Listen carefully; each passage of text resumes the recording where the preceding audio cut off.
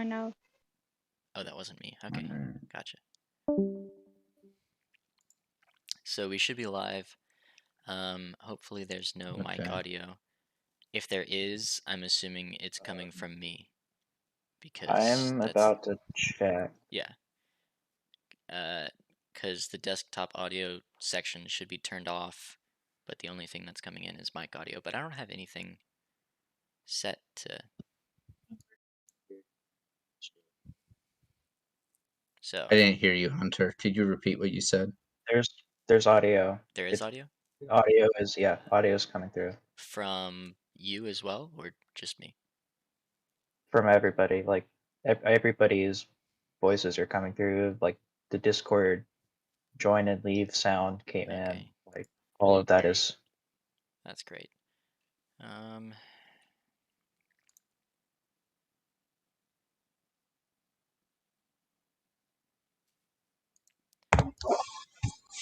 I only have I've hid the Discord out.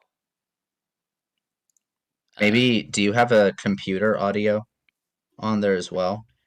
I don't have any extra sources, but I do have sources appearing in my audio mixer. So I'm not quite sure why. Maybe hide those. You can just mute. You can mute audio altogether. I think that's what I'm gonna do. So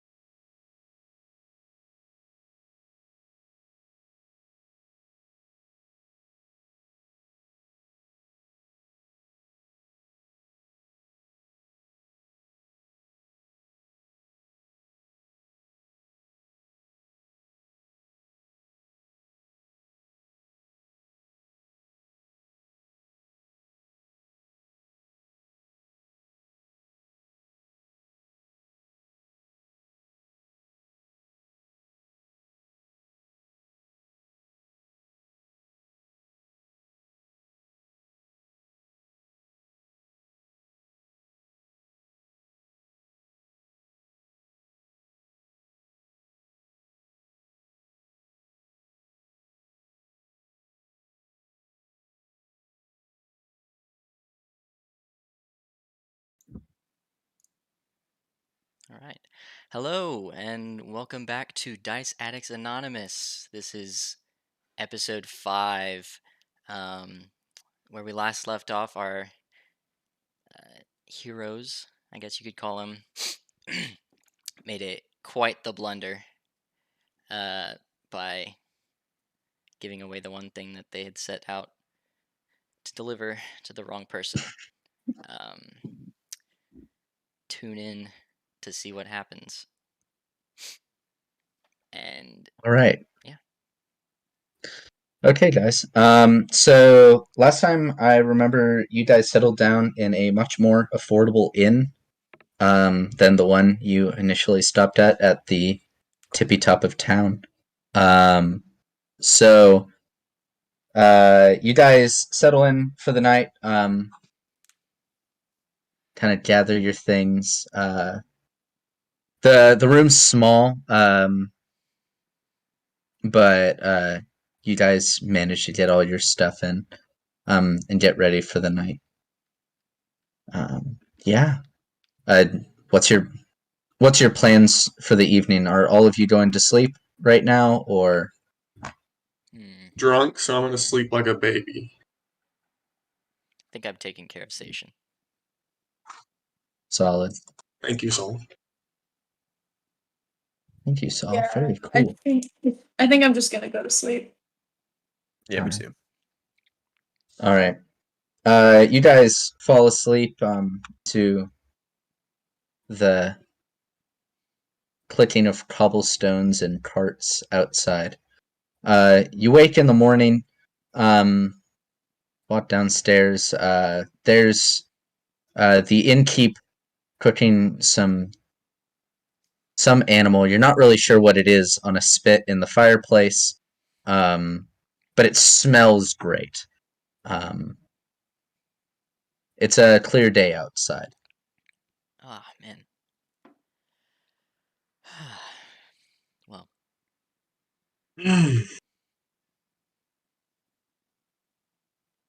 Hanging in the air. this is the sound of defeat, really. Honestly. Yeah, I think we need to kind of have a strategy session about what the hell we're gonna do now. Yeah. We do have options. None of them are great. Why don't some could get us killed. just take those options that'll get us killed. Maybe push them back to the back of the list. I'm not looking to do that anytime soon. Yeah. So I mean, what exactly do we have right now? we have a vague idea of what we need to tell someone in the castle. Yeah. That's about it.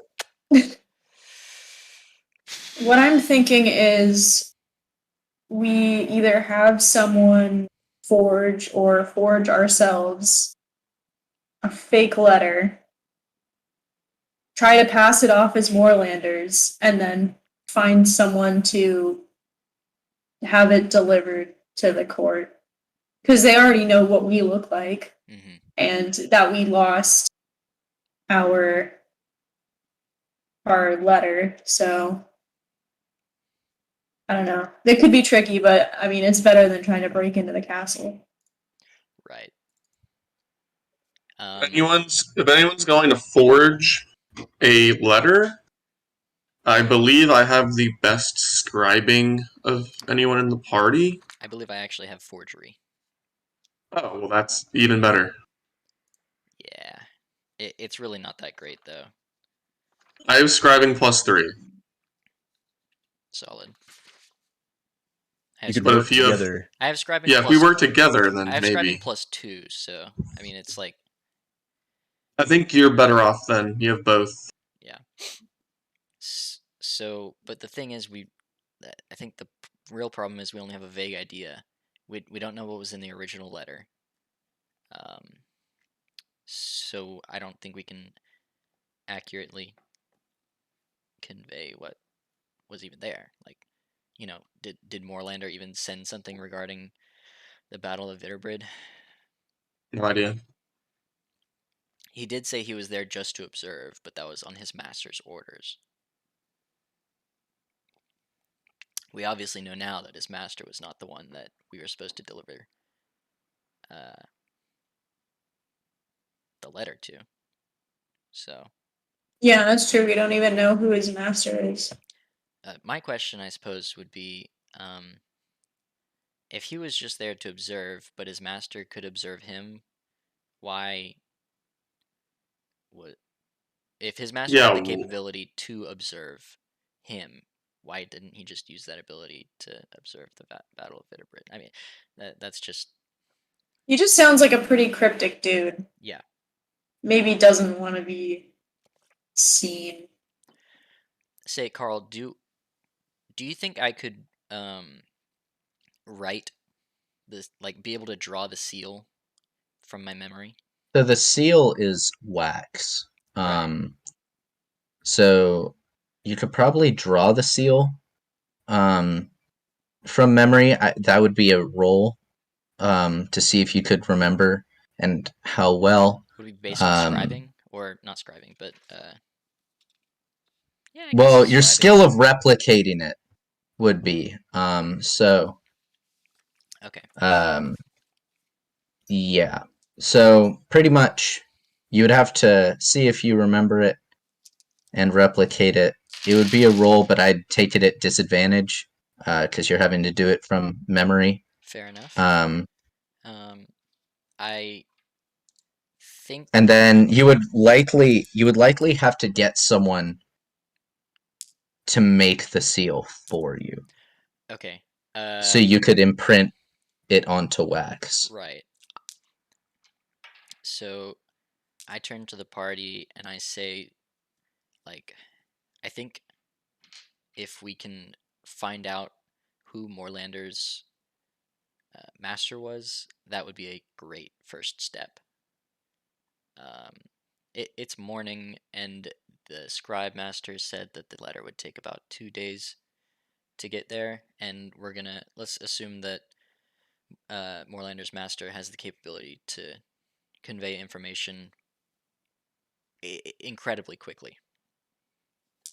So, we have 2 days to resolve this situation, basically, in my mind. Well, how do you suggest we go about finding out who this guy is? Pretty obvious that he really doesn't want to be found or Right. contacted. I say we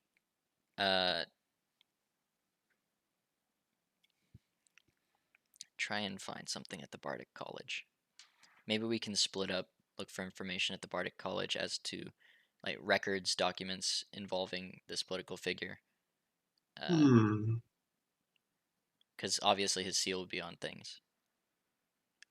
If he's, as popular as, well, not popular, but if the scribe master knows who he is, then he should be of importance. Okay. Well, some of us are doing that, then what else? I guess we could have, like, 2 of us go to the college and see if we could figure out who this guy is, and the other 2 try and forge the letter, maybe? Or should we do one before the other? I'd like to know. Yeah, I'd like to know more about the person before I try and forge a letter. Especially because I don't know what it would be, what the letter would have. I guess we would just write something about the Battle of Bitterbrid.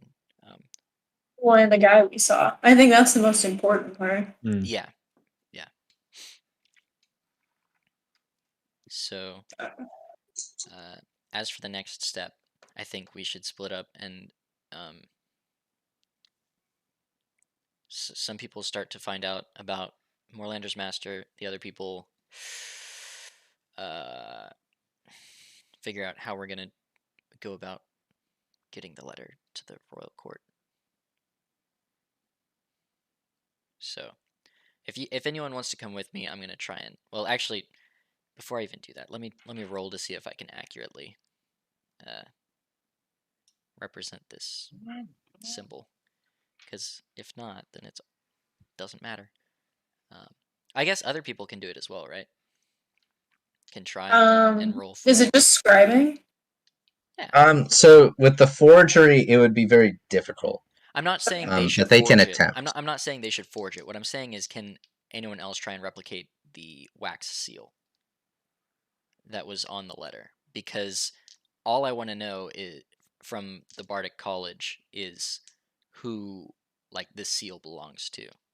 Does that make sense? Sort of. So, first of all, they would have to roll to see if they remember what the seal looks like, and secondly, if they can accurately transcribe it. So I'll take one roll at disadvantage. Do we have? Okay. I mean, we had the scroll yesterday. We've had it. Yes. We've had it for quite some time. That is correct, but like honestly, I don't remember perfectly what stuff looks like that I had yesterday. Yeah, that's so. True.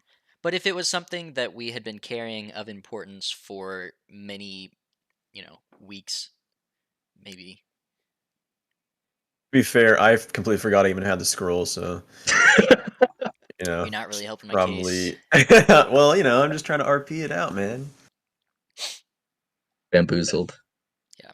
All right, fine.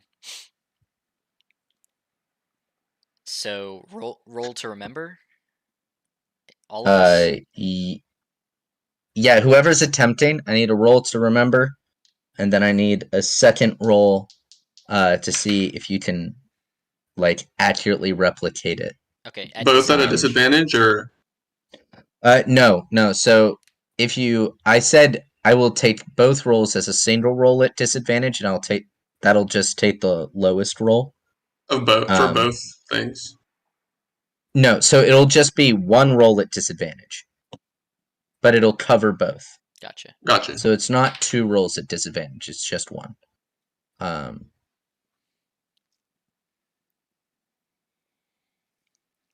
Now, for the first one or the second one? For the second one. Okay. Well, for your forgery one, add your forgery bonus to the second roll. Also, if anyone has any sort of artistry, you can add it to the second roll too. Okay, well, I rolled a 20, not 20. On the first roll? On both? On the second roll. Okay, what did you roll on the first? 9. Okay, then you would take the 9. Yeah. Right. I rolled an 18 and a 13. Okay, so 13. So I think my bad luck is back because I rolled a 1 and then a 3. So adding the... We gotta get you different dice, Caleb. Yeah. Yeah, holy crap, you're cursed. Oh, we're gonna start a GoFundMe for Caleb to get better dice. Adding the forgery bonus, I'm at 3 now. So does that give me anything? 13? Not particularly. But 15 might. Right? All with my scribe. Well, you wouldn't add my roll with your bonus. Oh, wait. No. Cause, Yeah, it's just whoever is attempting to lowest roll. So Kyo would get the best roll out of all of you. She's like, well, I'm not exactly sure how it is, but she kind of sketches a fairly simple seal. The seal's not overly complex from what you remember, so it's not too difficult. Otherwise, I would have given you triple disadvantage. But it was a fairly simple seal. It's a kind of like old print style M, and then a line below and a star above it. All right. Well, then I'll take that and head off to the Bardic College. Yeah, I think I'll go with you. Okay. Okay, so is everyone going to the Bardic College? Yeah, I guess we could. Like, doesn't really matter. Nothing else to do. Well, okay. At the same time, we need to brainstorm how we're gonna get this letter to. Yeah. Right. Okay. So you guys turn onto the main street, walk up the main street for maybe quarter of a mile or so. Hang a right, and there's the Bardic College. It's a fairly plain group of buildings, maybe like only 2 or 3. The largest of the buildings by far is the library, which has a pitched roof in the middle. You walk in, and there are, to a medieval peasant's view, a ton of books everywhere. Maybe by modern standards, it would be like, you know, A middle school library. Yeah. Maybe even high school library because you're in the capital, but like, Okay. it's not a ton of books. But yeah, like a 3A, 4A high school. Yeah, and not even books. It's more like, Probably scrolls. like 4A, like yeah. Division 2. Anyways, all right. Well then, is there like a receptionist or like a librarian? No receptionist. It's just Does They the just let Dewey them. Decimal System exist in this land? sadly no. Okay. It's all written in this weird cryptic language. What languages do you all have? I have, I believe, Moorish. Okay, raise your I hand only if you have speak the Moorish. common tongue. Okay, Blaine is the only one that can read it. All right. Blaine, you read this sign at the front, that says something along the lines of, help yourself to the books. They are not to leave the premises. All scrolls and artifacts must stay within their section. Yada yada yada. Basic housekeeping notes. Okay. There are a couple scholarly-looking figures in these drab brown robes. Maybe 2 or 3 of them walking up and down the corridor, sitting down at desks and peering through things. One of them is transcribing a scroll in the corner. He has his hood kind of down. He looks a little sluggish and tired. Possibly stayed there overnight. Gotcha. Should we ask one of them if? Yeah, we could maybe work our magic and charm them, All right. perhaps. Another thought I had is it's just a letter M. You guys can do symbol recognition, right? So you could like show us the you drawing, you could, and then we would be you like, guys would still be able to find something regarding that, and I could read it, so that we could still feather out or fan out. just search for the. Yeah, I guess we could just search for the emblem. Yeah. Yeah, let's do that. Okay. So inside the library, there are really like 4 main sections. There is a second story with 4 additional sections. So a total of 8. It's basically one long rectangular building, though. There's like little cubicles with the scrolls in them. Okay. Blaine, you notice that there's like, most of them are historical documents. At least on this bottom floor. There's some that mention certain histories of regions. So like there's like various things like city histories, and then they're labeled, and then there's clan histories, etc. So where would you like to start looking first? I would like to relay that information to them. Like this is the clans and cities section. I'm trying to look more in terms of like powerful figures, maybe political documents, legal documents, sort of things. So there's not going to be a ton of legal documents. There might be a couple edicts. And so there is one section with edicts, but it's very, very small. Might as well start there. All right. Where do the rest of you go to look? Because I assume you're not all going to the same section. No, I think I'll go to the second floor. Okay. Like, I think 2 of us should take the second floor, and then 2 of us can search the first. Sense. All right. So who's taking the second floor with Keo? You said the clan history was on the first floor? Correct. I'll take the first floor. All right, I'll go up then. All right. On the second floor, you guys can't really read the signs, so you're not exactly sure where to go. There is a very stressed-looking younger, possibly student, you would guess, rummaging around looking for things. Okay, I think I go up to the student and I'm just like, hey, sorry, excuse me. I don't speak that language. Do you mind telling me what those things on the signs are? He kind of looks at you and looks at. He goes, well, this one is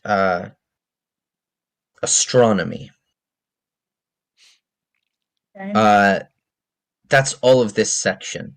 Over there is cartography, and other various geographical interests. On that side, over there, there's a section of poetry and literature, and that section over there is for restricted access. He points to a little area that's been chained off. I see. Okay, thank you.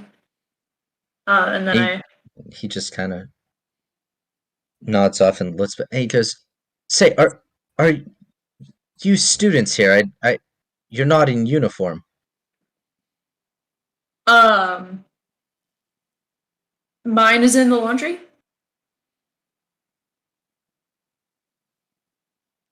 I spilled ink on it He yesterday. goes,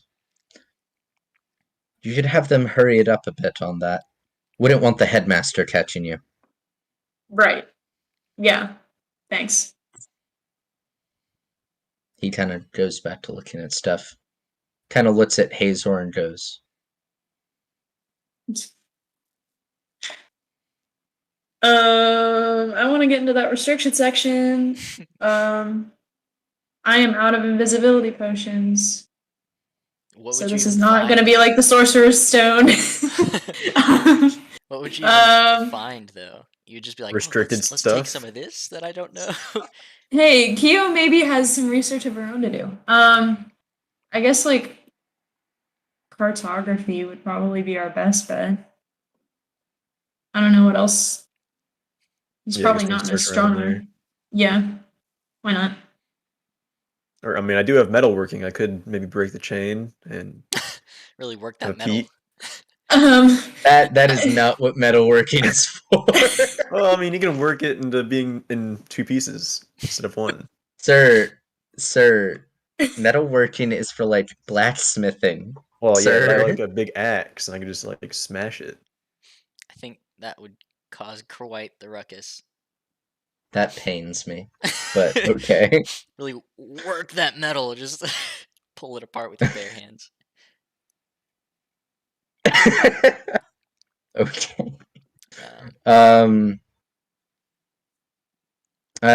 Well, Q, you start looking through. All the cartography stuff is maps. Yeah, I figured. So there's lots and lots and lots of maps. So there's some maps that show the city. In all the city maps, the castle is very plainly drawn, or drawn sophisticatedly from the side view, as not to give an aerial view of the castle. In all the diagrams, in that map, in the map section, though, you spend what, couple hours in there? Sure, I guess. Or yeah. are you spending all day? I just want to No, know. not that one. Maybe not we that one. should swipe a city map, maybe, just for tactical purposes Yeah, that's not a bad later idea. on, maybe. Swipe it. Yeah, I mean, there's Swipe nobody it, looking. yeah. Swipe it. Just stick it in Yeah. the satchel or whatever. I'm not there. I can't say anything. I like nod to him. All right. Well, you guys snagged the map that is currently sitting in our Google Drive. All Excellent. right. Oh. Yeah. So, okay, Andrew was in Ancestry. In the clan history Yeah, section. clan histories. Yeah. Okay, so Andrew, you have no idea really where to start because you can't tell which clan is what. Yes. You see one word that's repeated on all of them, which you assume might be clan. And then various names, but you're like, well, maybe that might be an M, or is that a W? You kind of look at it and you're like, I'm not sure how to pronounce that. Right. You can tell it's a related language to yours, but it's like it's like Spanish and Italian. Like there's some similarities, but there's honestly more differences than similarities. So you kind of muddle through and until you find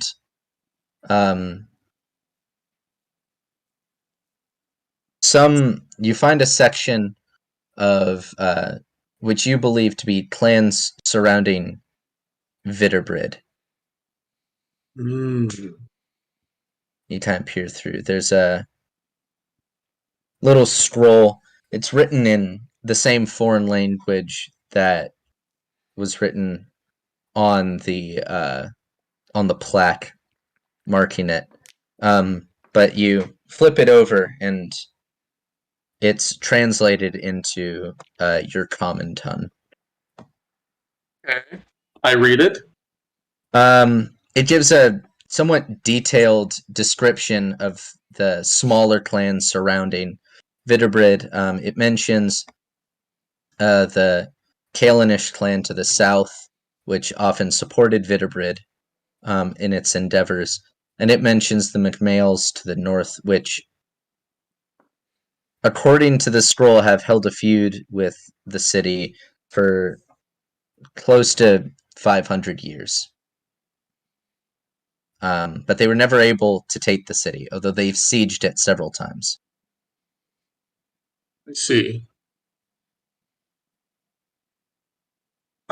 This is just one scroll that has a translation on the back. Correct. Interesting. I'm gonna hold on to this one. Maybe I'll bring it to Saul in a bit. But I'll continue looking through the section.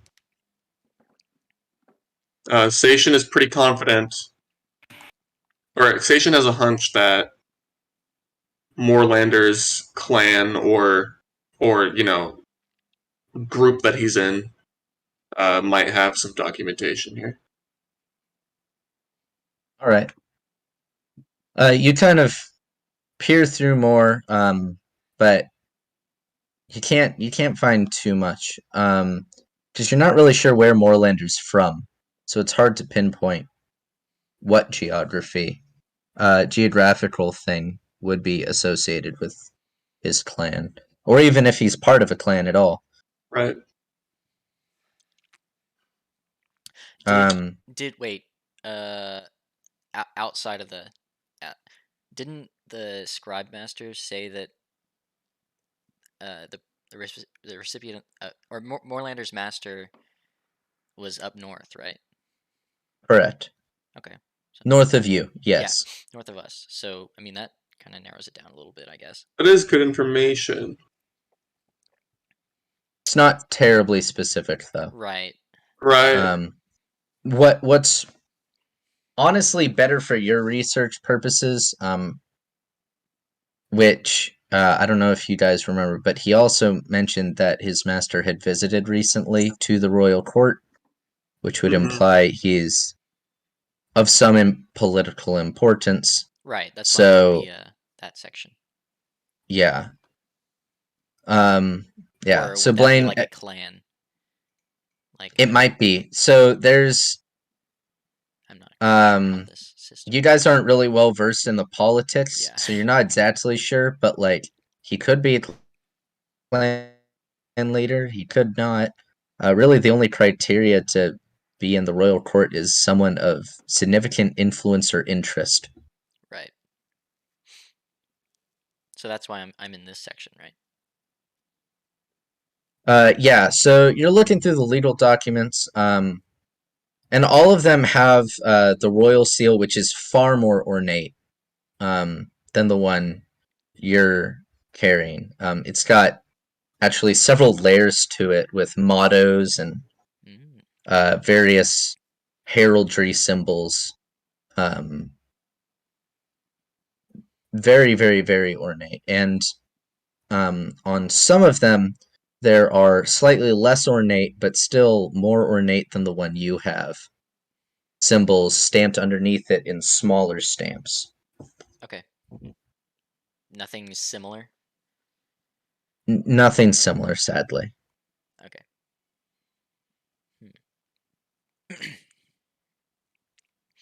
So, I mean, that was kind of a small section, right?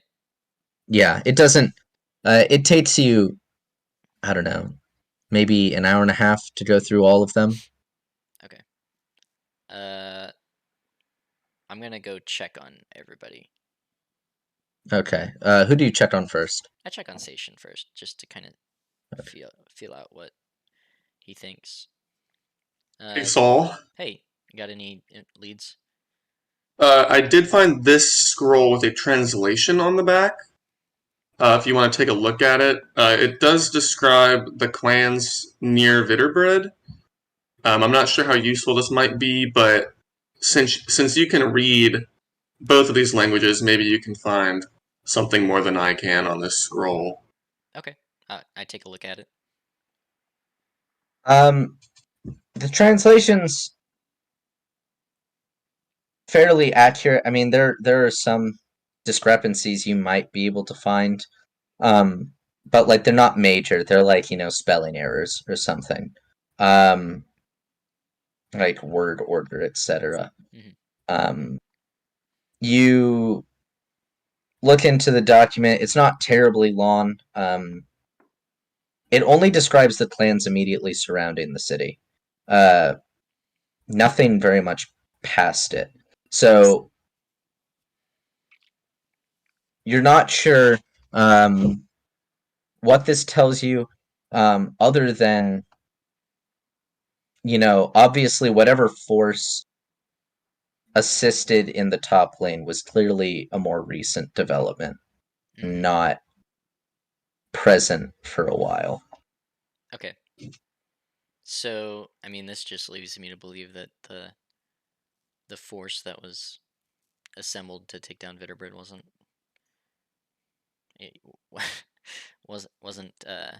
there before. So, Yeah. I go on to upstairs to check on. By the way, do I look like a student? Kind of, because I got robes on. You would look more like a student than the others. So as long as I don't approach anyone, they'll probably just ignore me, right? Yeah, more than likely. Unless, like, a headmaster walks in, then they might call you out. But they're gonna call you out after the other three. Right. Okay. Every school has that one guy who wears 30 feet of chain around his neck. Call it drip. Yeah, I go check up on Kyo and Hazor. All right. Yeah, we found a map of the city, but that's about it. I kind of want to check out that restricted section, though. Yeah, I'm kind of interested in it as well. I was looking at the legal documents, and there wasn't really anything of note. The seal that we have is less ornate in comparison to the court members, so it's safe to assume that this person is not a part of the Royal Council,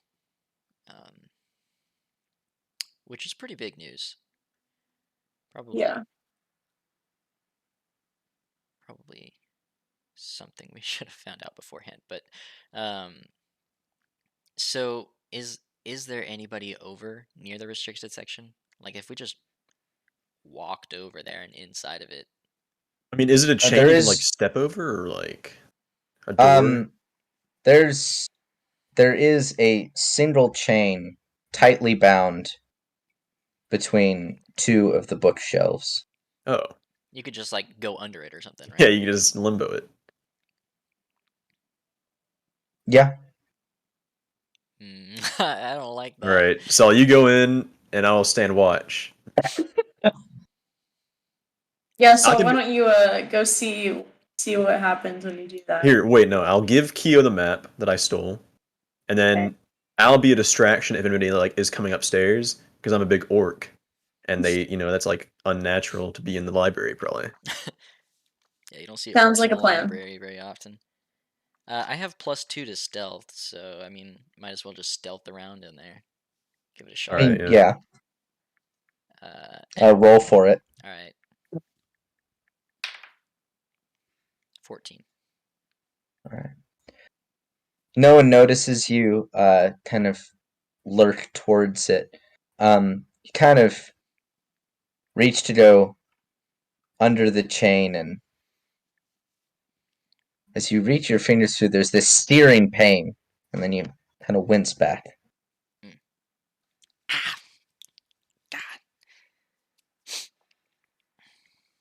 Does it like go away whenever I pull my hand back? Yeah.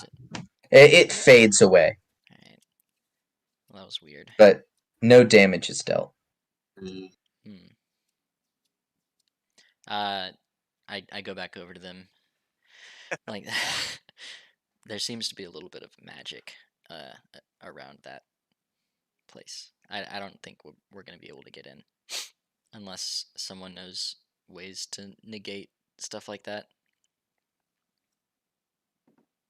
Or, you just want to power through it, I guess. I mean, I do have a metalworking skill. I can see if the chain is special or anything. Any magic chain abilities? It wouldn't let you know whether it's magic. Oh. I'm going to go out on a limb right now and say that's magic. I felt it in my fingertips. Okay. He's got the magic touch. Alright, let's see. Actually, hold on, guys. I have an idea. So I'm going to go back over there. And I like pull my amulet out. And I look at it. I'm like,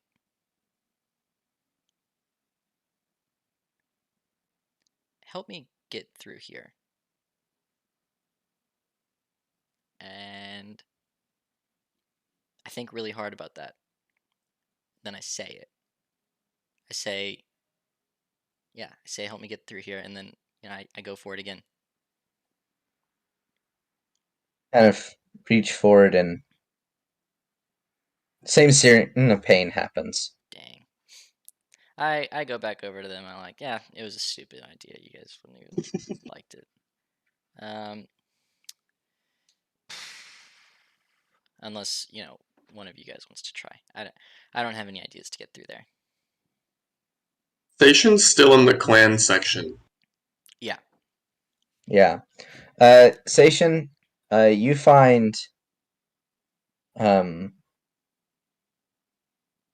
very interesting footnote at the bottom, left by the author of the translated scroll, saying that he has an additional scroll of the druidic groups around Vitterbrid, but they are not attached to the clan history scroll. Like it says that in the footnote? It does. Or it was removed from the... No, it was stated in the footnote. Oh, okay. I'm gonna hold on to that information while I'm still in this section. I'll tell them in a minute. But Seishin feels an urge to look for information regarding his clan while he's still in the section. Solid. All right. You don't find any section on yours. Fair enough. You are an enigma. Interesting. Maybe I'll be the one to write something one day. Seishin takes the scroll with the footnote up the stairs and finds the party. So, All right. so does that imply that the druidic, like, clans, the information regarding it is downstairs still in that section, or that it's not downstairs but it's still in this library, like that it's in The druidic order, all it implies is that the druidic orders are not included in the clans. I see. Okay.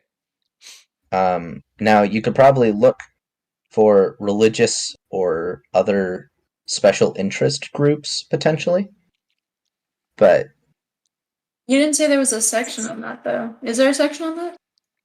well, to be fair, you guys didn't really fully explore the downstairs. That's true. Because Blaine stopped at the legal stuff, because that's what he was looking for, and Okay. Seishin only cared about the clan stuff, so that's what he went for. Assuming that Seishin told me about this footnote, I would Yes. make a... Okay, then I would make a beeline for the downstairs and try to find a religious section. You kind of look around. There's a miscellaneous section of which there's a. It doesn't seem to have any sort of theme. There's honestly a lot of knickknacks in there. Just like various things like spear tips and other things. There's a little case, like this wooden box, that has like this leafed symbol, and there's writing in the same language you can't understand on it that labels it. Is there anything with, like, the Triskelion that I have on my staff? No, Okay. I think nothing like that. I think I still want to look around in that section, though. Okay. If you need, I can translate. Are you down there with me? I don't think I'm downstairs, but I mean, you went there- down. Blaine never mentioned he went downstairs. Okay. there's not really much else for me upstairs. Seishin wants to know what sections exist on the second floor. So there was one about astronomy/astrology. There's one that concerns cartography and geography. And there was the off-limits section. And what was the last one I said? Poetry, I think. Poetry, yeah. Philosophy. Poetry and literature. Seishin goes to the section on astrology since he has a background in this. Okay. Is it astronomy or astrology? Because those are... He said both. Oh, okay. You walk in, you can't figure out the labeling system. But you kind of like pick up a scroll and there's like a diagram of stars in the sky. And things that are kind of like marked in shorthand in the foreign language you can't understand. Some of the stars are connected. And so you kind of peer through it and study over it. It appears to be, from what you can tell, a map of the night sky during the fall equinox. Okay. From the knowledge you would know. Interesting. But beyond Not that, really relevant, but interesting. you're not really sure, because you can't read all of the little notes. Gotcha. What other sections were there downstairs? There was the miscellaneous section. There was clan and city history. There was the very small legal section. There was a large sitting area in the middle, and then on the other side, what was it? There was another section over there, but I don't remember what genre it was. Okay, well, I'm just gonna assume it's not helpful. Then, Yeah. I suppose I head over to the miscellaneous section as well. Then, All right. You find Kemper kind of like looking at various small little knick-knack looking things. And she's particularly peering at this wooden box with like this leafy circle. do I know what it says on it? Yeah, on the box it says a ring forged by druid masters in the Cairn region. Information upstairs. Hmm.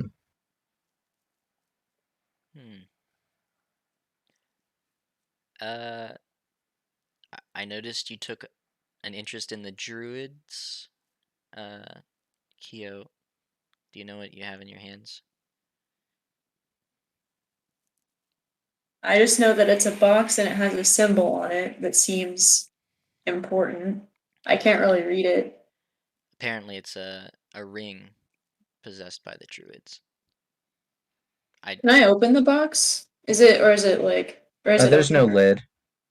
It's Okay, no, but there's nothing in it. It's just the box. Well, it's the box, and inside there's a ring of like these metal leaves that have been twisted.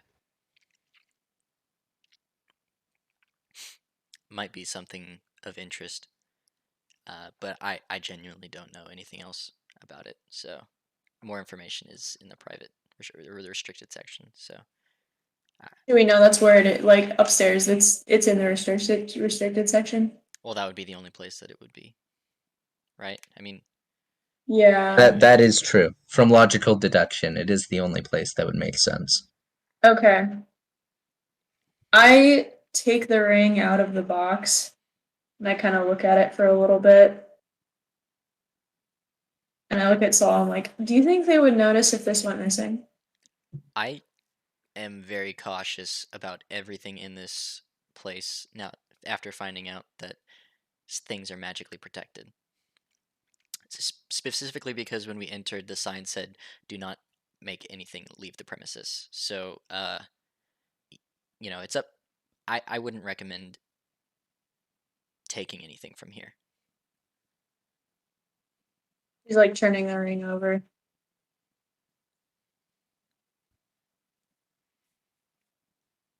If I just like push it back in the shelves and then I just like put the ring on my finger and then like move the like box so it's behind some other knickknacks and I'm like, we'll see if anything happens with this.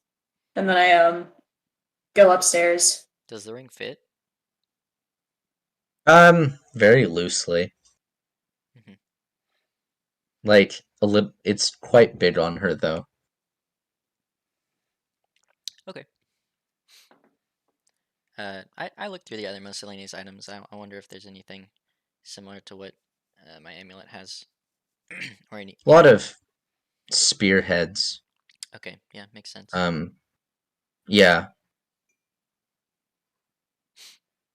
various other things. Bit of torn cloth. You're not really sure where it's from, but it's been prominently placed in the middle of one of the displays. You're not really sure why. It doesn't look important.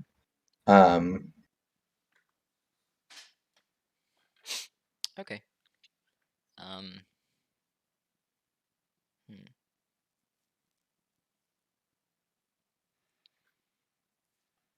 I have an idea, and I go upstairs. All right. Hey, I go to Hazor. I say, Hazor, Hazor, did you interact with that scrawny-looking fellow over there? And I gestured to the exhausted-looking scribe that was, Transcribe the one with the hood down. the one that talked to Kyo. Oh, yeah, The younger-looking one, gotcha. more impressionable one. Yeah, Kyo exchanged some words with the guy. Do you think you could intimidate him into getting some stuff out of the restricted section for us? I can have a crack at it. All right. Just in case this blows up on us, I feel like we should have some sort of fallback, though. Like, we should be ready to get out of here quick. So I know what you mean. I probably gather everyone up just to make sure we're all on the same page here. So, a couple of things. At this point, you've been moving around the library a bit, so some of the other scribes have been like looking up and noticing you, and kind Makes of sense. peering down and looking up every now and then suspiciously. Well, we're on the upper level right now, so Yeah, what were the majority of the scribes on the lower level as well? Is They it were. like a but in the like middle? you there's guys a have gone hole? up and down the stairs a couple okay. times Right, now, so Okay. Can they see us from downstairs though? Up here? yeah, it's open. Okay, yeah. There's like this. There's a banister that goes around. Right. Okay. Well, then we got to do this. All right. So if it goes south, I'll just push the guy off the balcony, and we can make a break for it whenever they go to help him. How high is this balcony? Over the first, I mean, it's probably like a 10-15 foot drop. Okay, so He won't die. He won't die. I mean, it depends on how he lands. That's true. Well, that's his luck. That's not on me. Yeah. I say we do this a little bit more cautiously, because if you're trying to intimidate him, he might yell out for help. But like, maybe if we can take him into a secluded corner of the library, we can talk to him in a little bit more detail. Maybe I should try to charm him. Yeah, no, that's probably the first. Yeah, that might be the first thing that we try and do. Yeah. All right. And then if that doesn't work, then fall back on the intimidation thing, if that's what you're... I feel like that's the natural progression, yeah. Yeah. Good cop, bad cop. Okay, oh, we can do that. You would be good cop, and I'll be bad cop. That's actually not a bad idea. Okay, yeah, because I have... I have deception, so I mean, Okay. that's kind of like, you know... Yeah, okay. All right. This could work. Okay. I got it. Let me think for a little bit.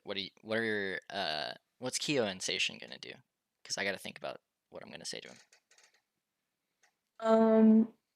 I think she might like inch closer to the restriction. Oh wait, no. If you guys are trying to get into the restriction, Yeah. We'll have to distract probably.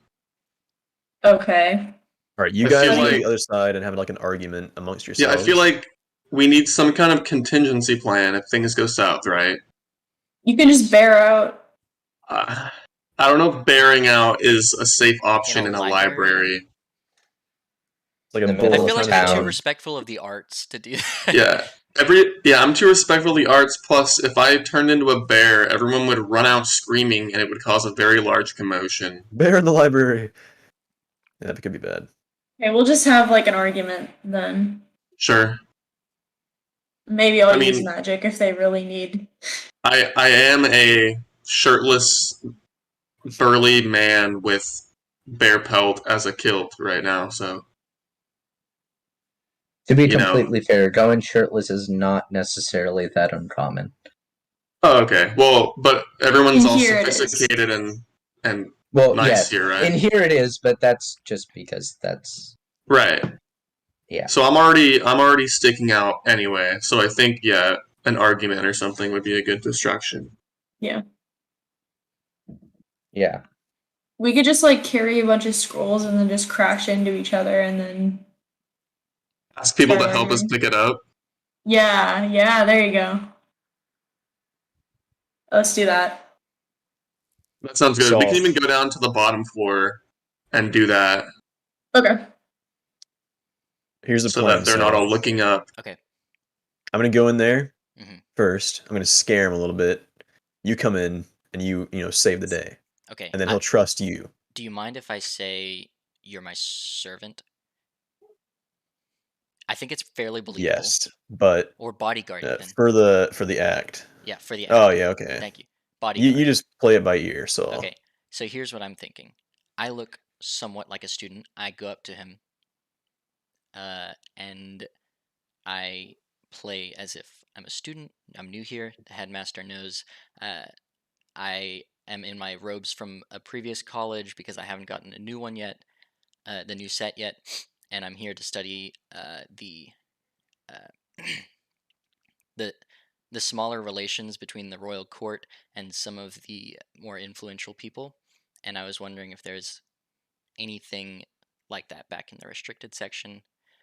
Since I haven't had much communication with the headmaster yet, I was wondering if you could go and get some things regarding this symbol for me, that sort of thing. hey, it's your circus, man. All right. That sounds good though. All right. So if you like intimidate him a little bit by like just kind of maybe standing there, like Getting up in his growl bubble. or something. Yeah. All right. But you have to find some way to get him into a secluded place. How Right. about I go to a secluded place, you get him for me, and that in that like you kind of be a little bit. I'll kind of push him over towards you. Yeah. That works. All right. All right. So Well, we'll I see. go to a secluded corner of the library, and then I'm like, all right, just bring him here. And I start picking up some scrolls and start to read them because I don't want to look like All right. just like some gang leader. Like, all right, bring him in. I guess I'll approach the young student again. He's kind of reading through a scroll. Kind of looks up at you.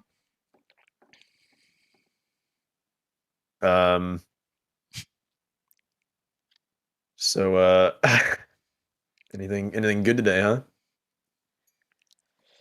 Well, I mean, it's just scrolls, manuscripts. Looking into maybe a way to cross the sea using stars as a reference point. I heard once upon a time our people were able to do this, but I haven't found. Hey, look, I'll cut the chase. Record. We need you over here real quick. For what?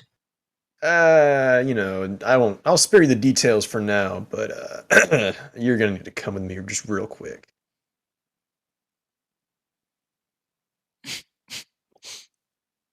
He goes, okay.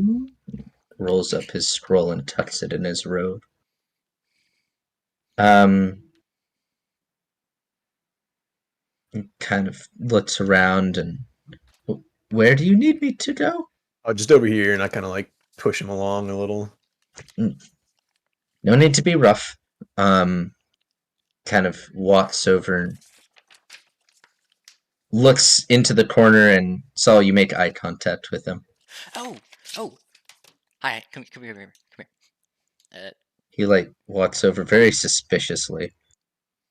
Hi. First of all, so sorry about that. This is my bodyguard. We've been traveling together for a very long time. He's just kind of like that. My bad. Say what's your name? My name? Yes. Well, my name's Sam. Okay, Sam.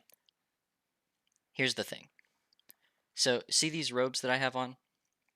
So I used to go to a different part of college. I recently was talking to your headmaster, and he agreed to take me on as like a uh, or yeah, he agreed to take me on as a new student here, but I haven't been able to get around to getting some new robes yet. I'm very fresh. See, I'm studying. Would you like new robes? I believe the headmaster's office is that way. You could probably order some. Oh yes, no, don't worry about that. I really just wanted to get in here and kind of familiarize myself with the place real quick. So I see. Are you real quick, one familiar second. with the layout? I believe so. So I've been researching some influential people regarding the royal court, and I was wondering if there was any information like that in the restricted section. I don't know what's in the restricted section. I apologize. You have The no only idea. one who's admitted there is the headmaster and a select few of very high end clientele. They walk in here with such fancy robes, often in bright colors. I see. Uh, I don't talk to them; they scare me. oh, they scare me too. It's so crazy. Uh, Anyways, You know about them too? yes. Oh, they used to come into my old college. It was, ooh, it's like the air got cold when they came in.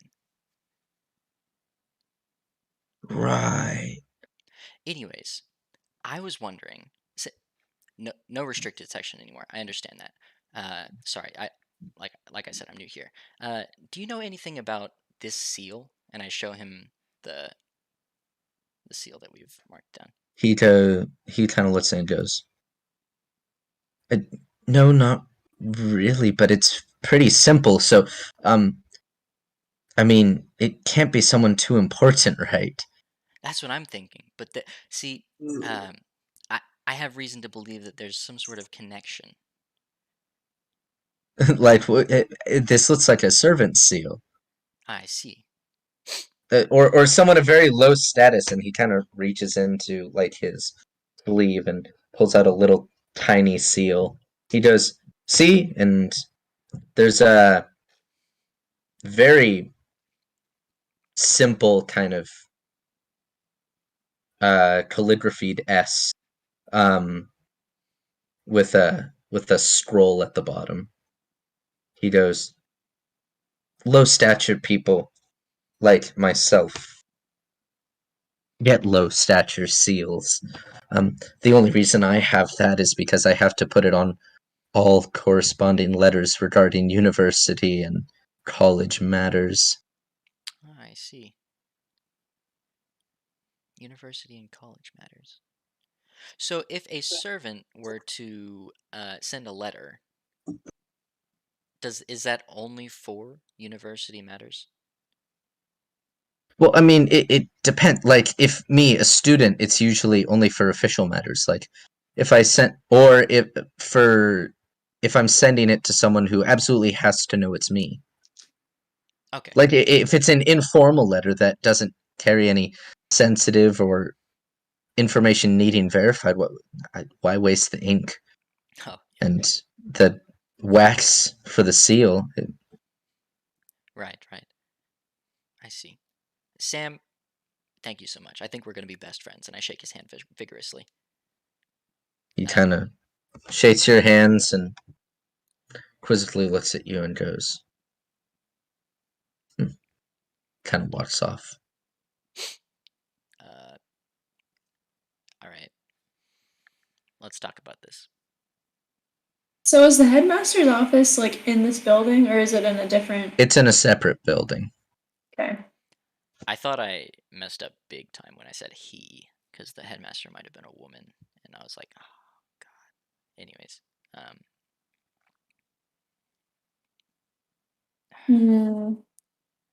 well, that's good information. I mean, it makes sense, doesn't it?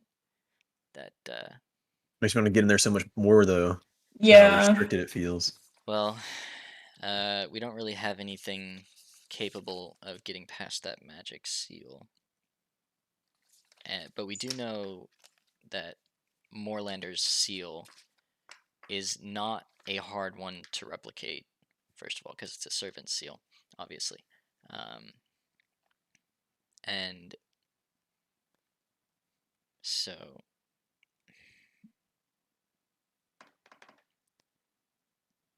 yeah. So what we set out to do, we couldn't do, but I think this is still pretty good information, I suppose. Yeah.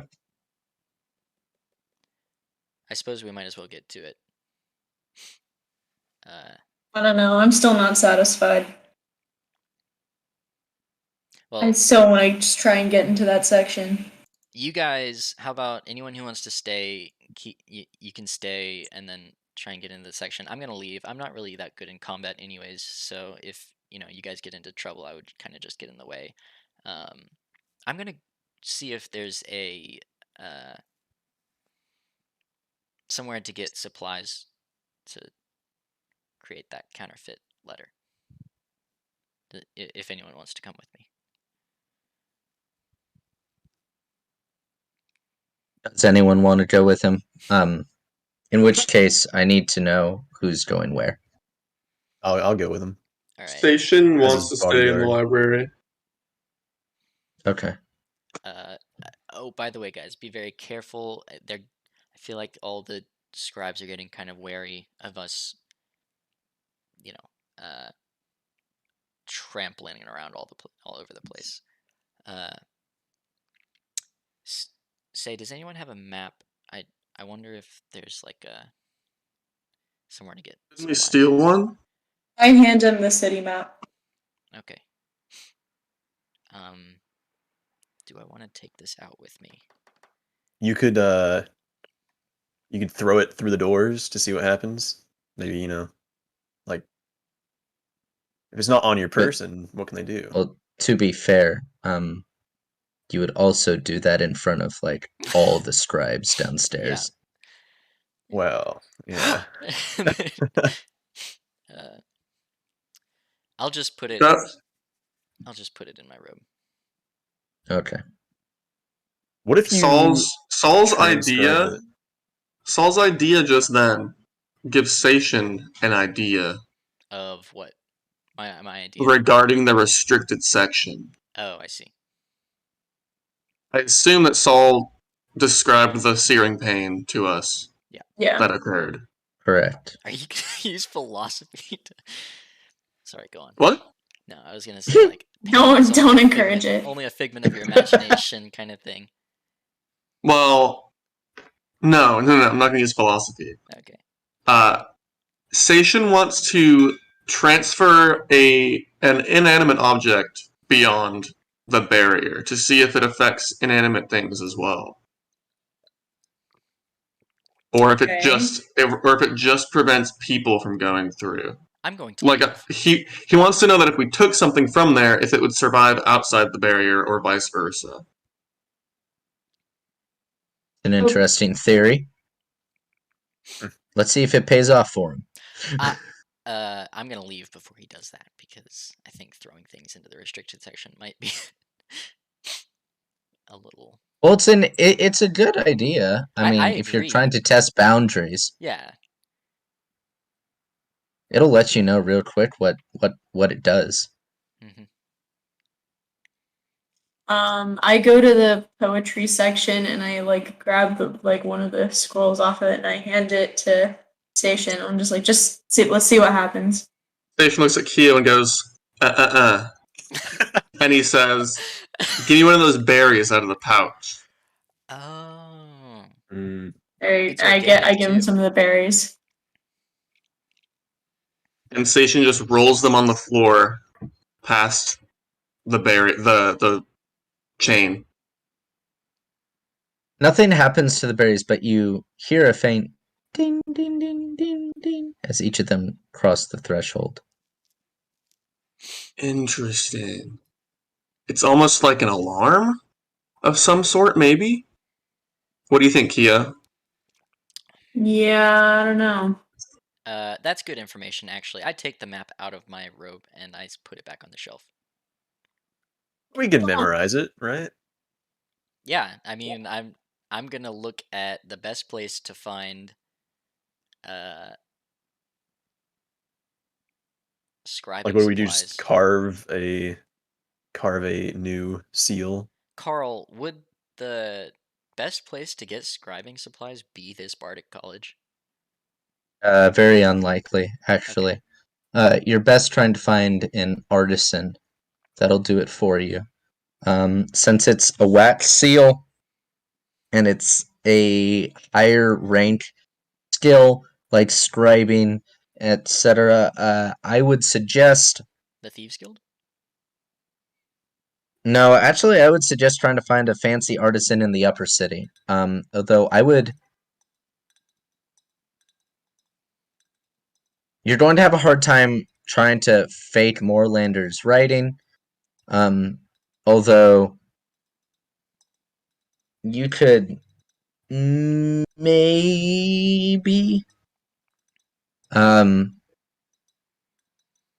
find someone that could do something in the upper city. The city map notes a particular spot.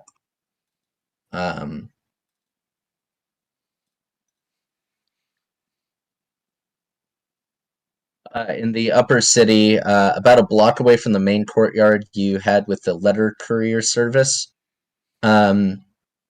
which if you open the city map, called Shalin's Symbology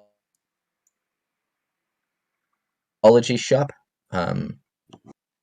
Although this map is a little old, so you're not entirely sure if Shalin is still there.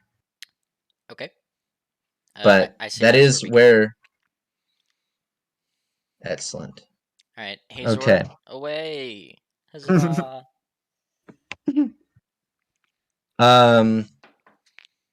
Shortly after Hazor and Saul leaves, you guys hear the sound of footsteps. In the library? Immediately. Yeah, coming from like a hallway downstairs. Yeah, you think we should And go hide?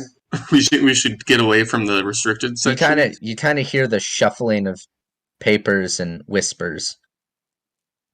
Yeah, they sound important. Let's just hide in the stacks. Yeah, let's just look. Let's just observe what happens here.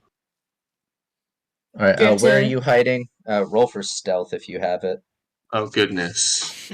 Do I roll with a minus or just don't roll if I don't have it? Roll with disadvantage. Okay. Where's my stealth? Okay, so that's a 16. Okay. I rolled a 3. Nice. Yeah. All right. The shirtless dude posted up in the library. Just like... Do you have hair on your chest? I feel like you have a hairy chest because you're... Definitely have a hairy chest. All right. Yes. This very stern, older-looking man with a very long beard walks up the stairs. Seijin, you kind of like step behind a bookshelf, but not very well. And he kind of looks around and sees you. What did you roll, Kyo? 16. Lucky. He sees you, Seishin, and goes, "What are you doing that for? You, right there. Yes, sir. What are you doing here?" I seem to have dropped my berries. I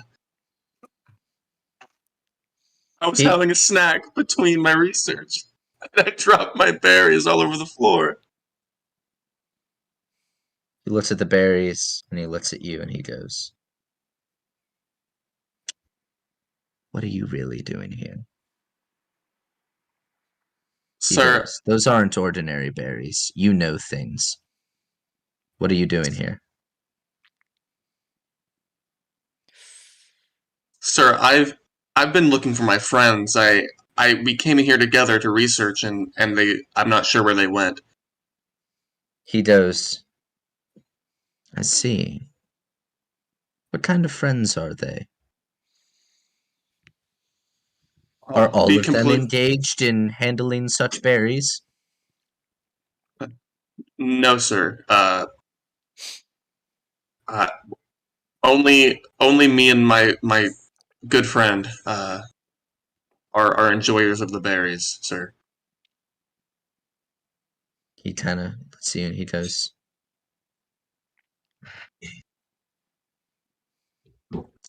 "To avoid a commotion, I'm going to have to ask you to come with me." Very well. Wanna I'm bring very it sorry for spilling my berries.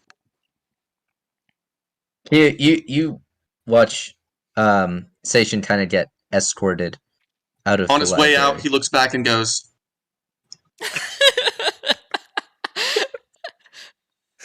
Okay. Not the wink. Literally everyone sees Kyo now. I'm just Yeah, she's just like, what? No, that's not canon. That's not canon. Yeah, She's yeah, still hidden. She's still hidden. Monty Python moment. They all look into the camera. Sensation. What? Hang on. What? Sensation, so he's walking behind this guy, right? The guy's leading him out. Yes. Sensation is an academic. Does he carry like a quill or a pen on him or anything? Is it in your gear? Well, Yeah, you if can I'm just being make stuff- completely honest with you, Carl, we never really discussed gear in great detail. Well, I do distinctly remember telling you, write down whatever you feel would be reasonable for gear, and just check Oh. with me later. Do you think that something to To write be with fair, is that was reasonable? October, but Is something to write with reasonable? Could I have found on my way out something to write with on like a desk or something? He like very swipes- unlikely. Is it reasonable that I had charcoal in my pocket? You could have charcoal. I'll permit that. Okay. While walking behind the guy, Seishin very hastily scribbles a note on the back of that scroll that had the footnote on it.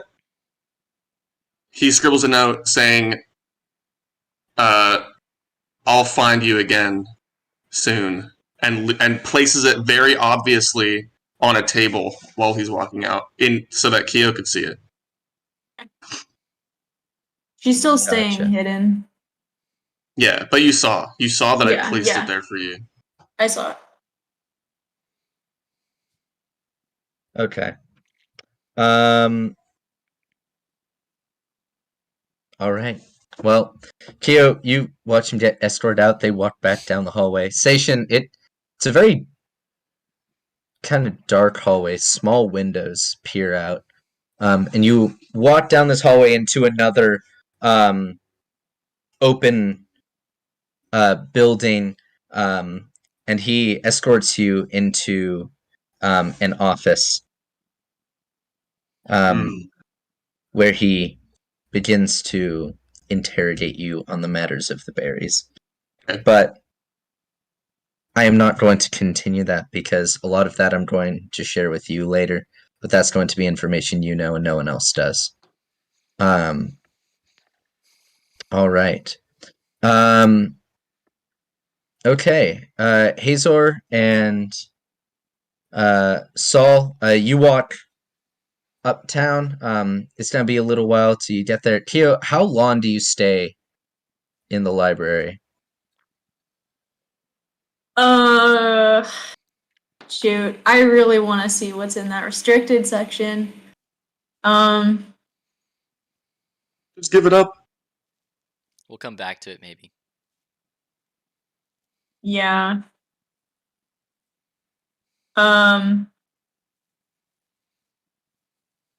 I mean, I guess like I could try and see if. No. No, I guess I'll just leave after like a little bit, just making sure that nobody's like watching me. Oh. You're still Sorry, I was muted. Okay. You kind of creep back in. What section did you say you want to do? You're still on the second floor, right? I was in the like I think I ducked into the astronomy section, but I just like Okay. yeah. Okay. I mean, I don't think I can really do anything. The library. Yeah, you kind of sit around. Maybe after like an hour or so, a guy in kind of similar robes to the headmaster, but without as much, you suppose, distinctive emblems, walks in. He kind of taps the key, taps the chain, and it moves to the side, and he walks in to the restricted section. Kind of looks around and picks up the berries, puts them in a bag, seals them up, looks around, double checks no one's here, and closes the chain again and walks away. How did he close it? Was it like with a finger, or did he have a key? Did he have any sort of thing to like open it? You couldn't really tell. You thought it was his finger, but it might have been something else, you suppose. Magic. Yeah. Damn. Now we're really separated. Yeah. I think.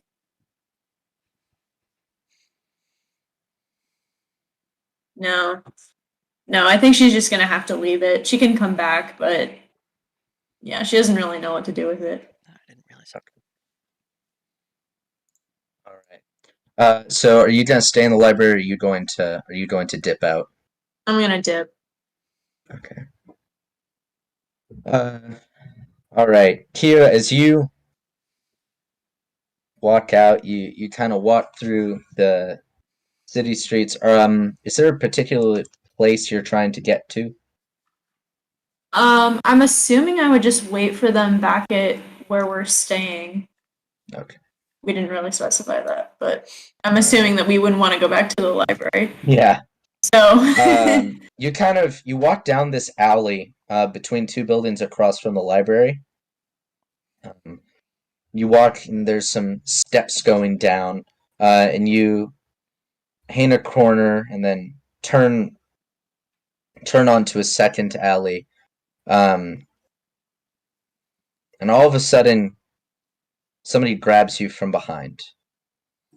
With that, Blaine, if you could turn on the transition. Yeah.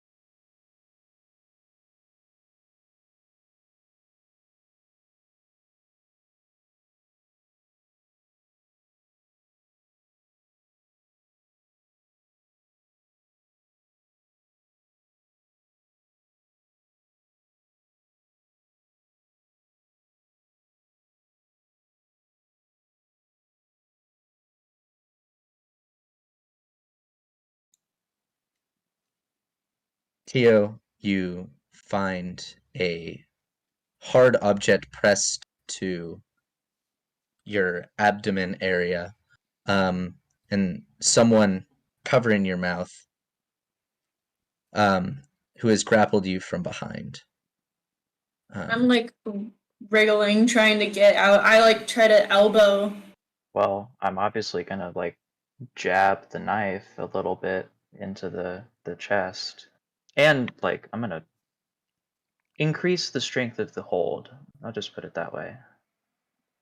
I will also then say, Wyatt, I am not trying to hurt you. Please allow me to explain my position. I'm like trying to scream, but obviously it comes out. "Ooh." Well, I am not here to kill you. Well, technically I am, but I am not going to kill you. For, you see, I have observed you and your friends for a while, and I just do not believe in killing people that seem to be innocent. I do not see any reason to cause harm to you or anybody else that you are associated with. It does not seem to me that you have any intent to cause damage in any way, unless you yourself are being attacked, as this moment would qualify as one of those. So, allow me to instead offer my wish to help you on your journeys, because you see, now that I am not going to kill you, there are already likely others that are also contracted to kill you. And now that they are going to notice that not only have I not killed you, like, they will not only go after you, they will go after me. So, logically speaking, it would be both an advantage and a disadvantage, really, to include me in your travels. But I offer this. I am very skilled in areas that your party is, let's say, lacking in. So I could offer some help. I also know a little bit about the things that you're trying to not get killed by. So, if I may very well ask, with my utmost sincerity, I wish to not harm you, nor anybody else in your party. I simply wish to join you in your endeavors. So, would you allow me to join you in your endeavors, madam? I gesture to my mouth like I can't. Ah, very well then. My apologies, milady. I open my hand, but I lower the grip to the neck, not forcefully, but just keep a hand on her neck, just precautionary reasons, of course. Who the hell are you? And what do you want with my friends? Well, I have just told you that I am here to kill you, except I am not going to do that, for if I was going to kill you, you would already be dead. You know, I could actually ask you the same question. Who are you? And why are you being targeted? But you see, I feel that neither of these questions are of concern as of now. Perhaps you will get to know me if you allow that to be the case. You see, I shall not give you my name, for you have not given me yours. You certainly will not offer it, given the position that you're in. Unless Yeah, you no, feel I'm good. inclined to. But, so, logically, why would you ask me who I am, when you are not in a very optimal negotiating position, I should say? Look, all I know is some man just grabbed me in the middle of the alley. I'm trying to figure out what to do here. I don't know who you are, Given the but position obviously that you're in. somebody very important wants me dead. Well, yes, somebody important wants you and your 3 friends dead, in fact, not just you.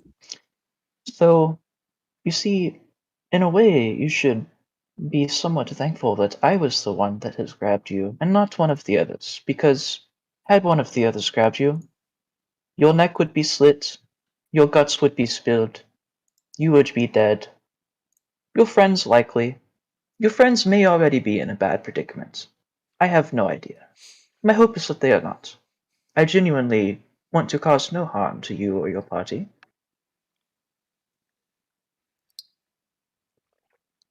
I slacken the knife a little bit so that it's like less pointing in her chest, the side of her chest. Do you still like have me off the ground? I Can I not touch the ground? I didn't assume that you were off the ground, but I Okay. mean, given the height difference, you probably would be a little bit on the ground or off the ground. Actually, yeah. Why don't I go ahead and actually, I'm gonna do this. Let me do this. You see, I'm afraid that I have not been very convincing, and I do offer my sincerest apologies. I take the knife, I throw it on the ground. For you see, and I lower her and I let my grip go away. You see, madam, my dearest apologies. I should have been more personable the first time. My sincerest condolences to my behavior. I will again state, I am not here to kill you. Well, my personal opinion is that I am not going to kill you. Contractually, that would say otherwise. But I do not believe in fulfilling a contract where people will be killed that just should not be. And I'm afraid that your friends may already be in the same predicament that you have just been in. And I wish nothing for them to the bad to happen to them. I do not, truly. I truly would rather join you on your journey, for I could see that we have some overlapping interests, possibly.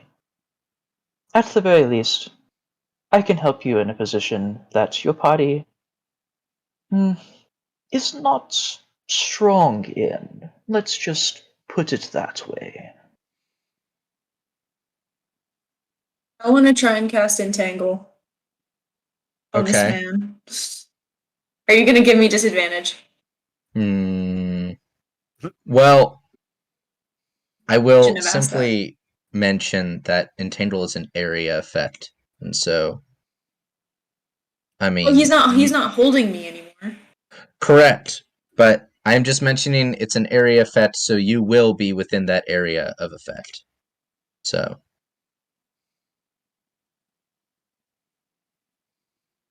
Whatever. Oh well, I got an 8, so that's an 11, I think. You see a little bit of vines kind of try and seep through the cobblestones, but they just can't quite get through.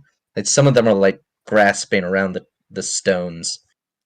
Okay, Dante is going to immediately reach for his dagger and grab Kyo again. Does the ring around her finger do anything? Surprisingly, I mean, she hasn't checked her ring, but and you guys have no idea what it does, or if it's just a normal ring. But Hunter, roll to grapple. Am I gonna have to like add any of my bonuses to that? Let me see what I have. If you have a bonus to grapple. Okay, well I believe that I don't, so yeah, I definitely. Okay. Yeah. Well, then just roll. Kyo, try to roll to evade him. Oops. I'll just take a straight contest roll. Well, I rolled an 18. Okay, mine was a 13. All right. Well, he successfully re-grapples you. This time I'm putting the dagger right to her neck, blade on the neck, and pressing forcibly, quite forcibly. Not enough to draw blood, but forcibly. Okay. I even offered to help you, and yet you're declining. Interesting. But alas, I can understand. Should I be in your predicament, perhaps I would do the same. But you see, I really do not want to do what you are forcing me to do, and that is to harm you. I really wish not to do so. But if you try one of these moves again, it shall not end well for you. I'm afraid. I hold out my hand. Like I'm not gonna do anything. You can see Now, my hands, I'm not doing anything. now why should I believe you? You just attempted to cast a magic spell on me. So why should I believe that you're actually giving yourself up? You have a knife to my neck. That's why. Indeed, but if you were a skilled caster, you could easily overcome this. You could have failed once, but who's to say you won't fail again? You're more used to me alive than dead. And Drop as the are knife. you. Well, why don't you negotiate with me a little bit more? We'll go see my friends, Hmm. but on my terms. You make one wrong move, it won't be like the last time. Well, I'm afraid we really don't have much time then, if we wish to go to join your friends. I'm sure if we haggle around any longer, something will happen to them. I shall warn you, though. Stay vigilant. Not only for me, although I give you my most sincere word that I will not try anything tricky, as you might say. But be on the lookout for others. There are more. I could not point them out to you. I have no idea how many, if there are any at all. But logically speaking, you usually don't send only one person to attack a group of 4 or 5, especially one with a magic user like yourself. Typically there are others. So be cautious, I advise. I release her. And I pick my staff back up and I I'm point it gonna at him. pick up the knife that I threw on the ground. So now I got the dagger in my right hand, knife in my left, and I'm gonna twiddle. I'm just gonna like twiddle them around. Yeah. Alright. I'm holding the staff out in front of me. You go first. We're going to the what is it, the what's the name of the artisan? Oh, yeah. All you know, you remember it was in the upper city. Somewhere on the other side of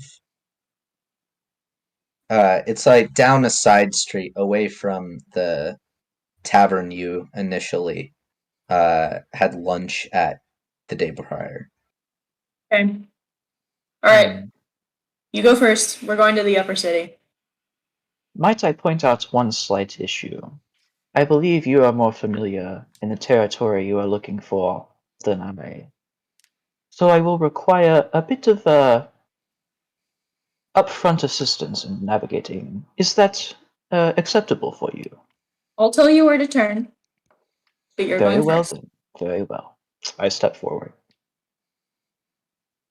All right. You guys kind of walk down the winding streets past the other end of the main street that runs through town. With this, I'm going to cut to Saul and Azor here. All right. You guys find the artisan. It's a very fancily like designed artisan front. Lots of very well crafted items, lots of wats and nice things. You like step in and there's a little bell that chimes. You like look around, you can't find a bell. Well, Somewhat odd to you. Uh, anyway. you notice that the ceiling is a little low, which Hazor has much difficulty walking in. It's not terribly low. It's just like just a little bit above head height, but there's stairs that lead down into a little bit more open space where you guys can stand more properly. But Hazor kind of has to like squeeze in. When you guys walk in, you hear a little, I'm coming. This old little man with a large mole on his nose steps out and looks at you and goes, "Can I help you?" Hello, sir. We were wondering if you could create a wax seal for us. Yes. Are there any specifications? Yes. See, one of my colleagues has lost his seal, and I was wondering if you could replicate this, and I show him the seal. He kind of It's pulls out this chipped piece of glass and it's somewhat of a crude drawing, but I'm sure an artisan of your class should be able to replicate it. yeah. I can do it. It will take a little bit of time. How long? A day.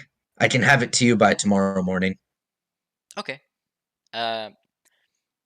And another thing, we were wondering if you could, hold on one second. Were we gonna ask him if he could do the scribing as well? You can. Okay. We were wondering if you could scribe a letter. How would he do it? How would he do it with Moorlander's handwriting if he's never seen it? That's a good question. Wouldn't it be better if I did it? Because I've seen Moorlander's. Well, actually, you've never seen You're Moorlander's right. handwriting. Yeah, we never read the letter. I suppose it doesn't matter Yeah. because it's gonna He be. kind of goes, Well, how? I mean, you think you could ask the scribe to, I don't think Moorlander probably has the neatest handwriting, right? Right. Maybe we just tell him kind of do a rougher job of it. Sure. We were running. He'd probably be able to, do that pretty well. I suppose we could just write it. Well, I don't know. I feel like he could definitely replicate a lesser scribe's abilities. Because I feel like what are you, like +2 for scribe? Yeah. So you're like a middling scribe. Right. Maybe you're about as good as Moorlander, I don't know. That's what I'm saying. You want to waste the money on this guy or Well, just we still DIY need it? the seal. We obviously need the seal because that was the only thing that was on the outside of the Right, yeah. scroll. So after What's this letter for again? Are we just sending it to after we get the seal, we'll figure out what We to could just write. have a blank letter with the seal and then hand it off, and then once they get it, just But run. no, No. it defeats the entire purpose of doing Yeah. this. We have to tell them something. Yeah.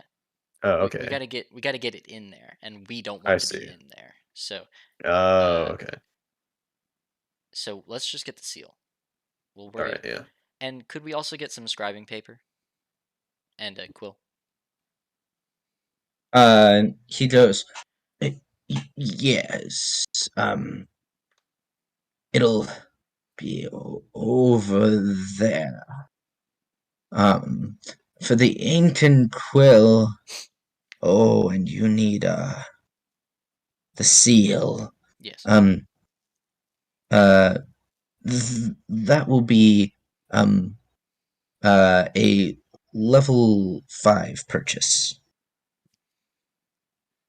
I can hack it. Alright. Pay in mind, you have not been paid in a little while, Hazor, so I'm going to dock you one number here. Okay. Fair enough.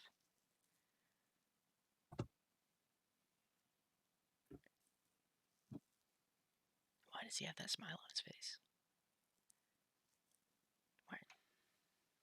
All right. He kind of takes the little note and walks and takes your money and puts it in a little pouch in his jacket pocket. Walks over and grabs the ink and quill and sets it in your hand, Hazor. Oh. Or Saul. And he goes, "It will be done tomorrow," and walks in the back. Thank you.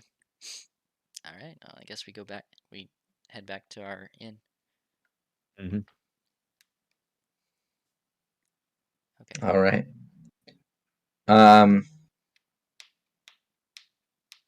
I didn't really want to tell the dude that we wanted him to, counterfeit something for us. I don't trust people like that.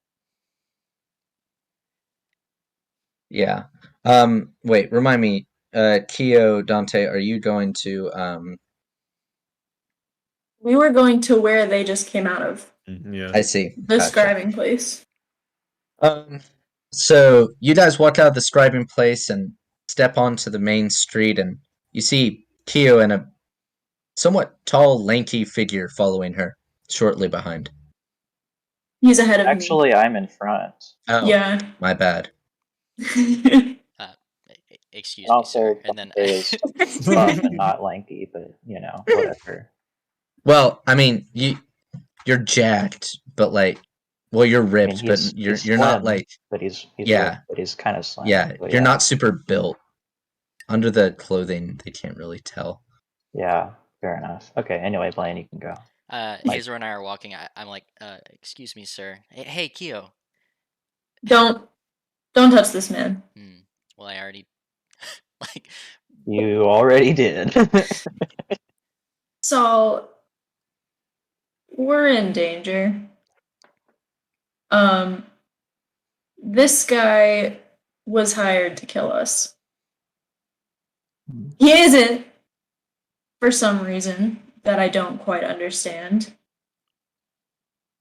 But he says that there are more of people like him. Okay. I think we need to find Everyone's some place to talk about this. We just need to stay calm. Everyone, stay calm.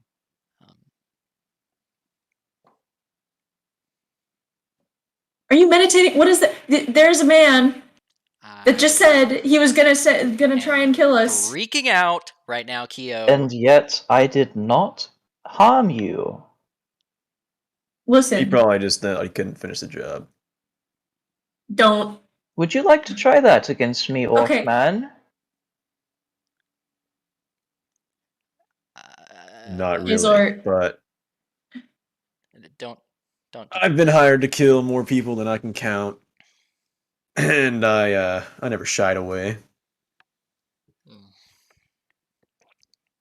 I step in Hazor's way, and I put a hand on his axe. What? I put a hand on his axe. Like, Axe. no, you're not. Like, Yeah, as in, like, definitely. I'm stopping him from. Definitely, he puts a hand yo. on your rear, Hazor. Definitely. Axe. AXE, not, you know. Yeah, and I. Yeah. YouTube, please don't ban us. Yeah.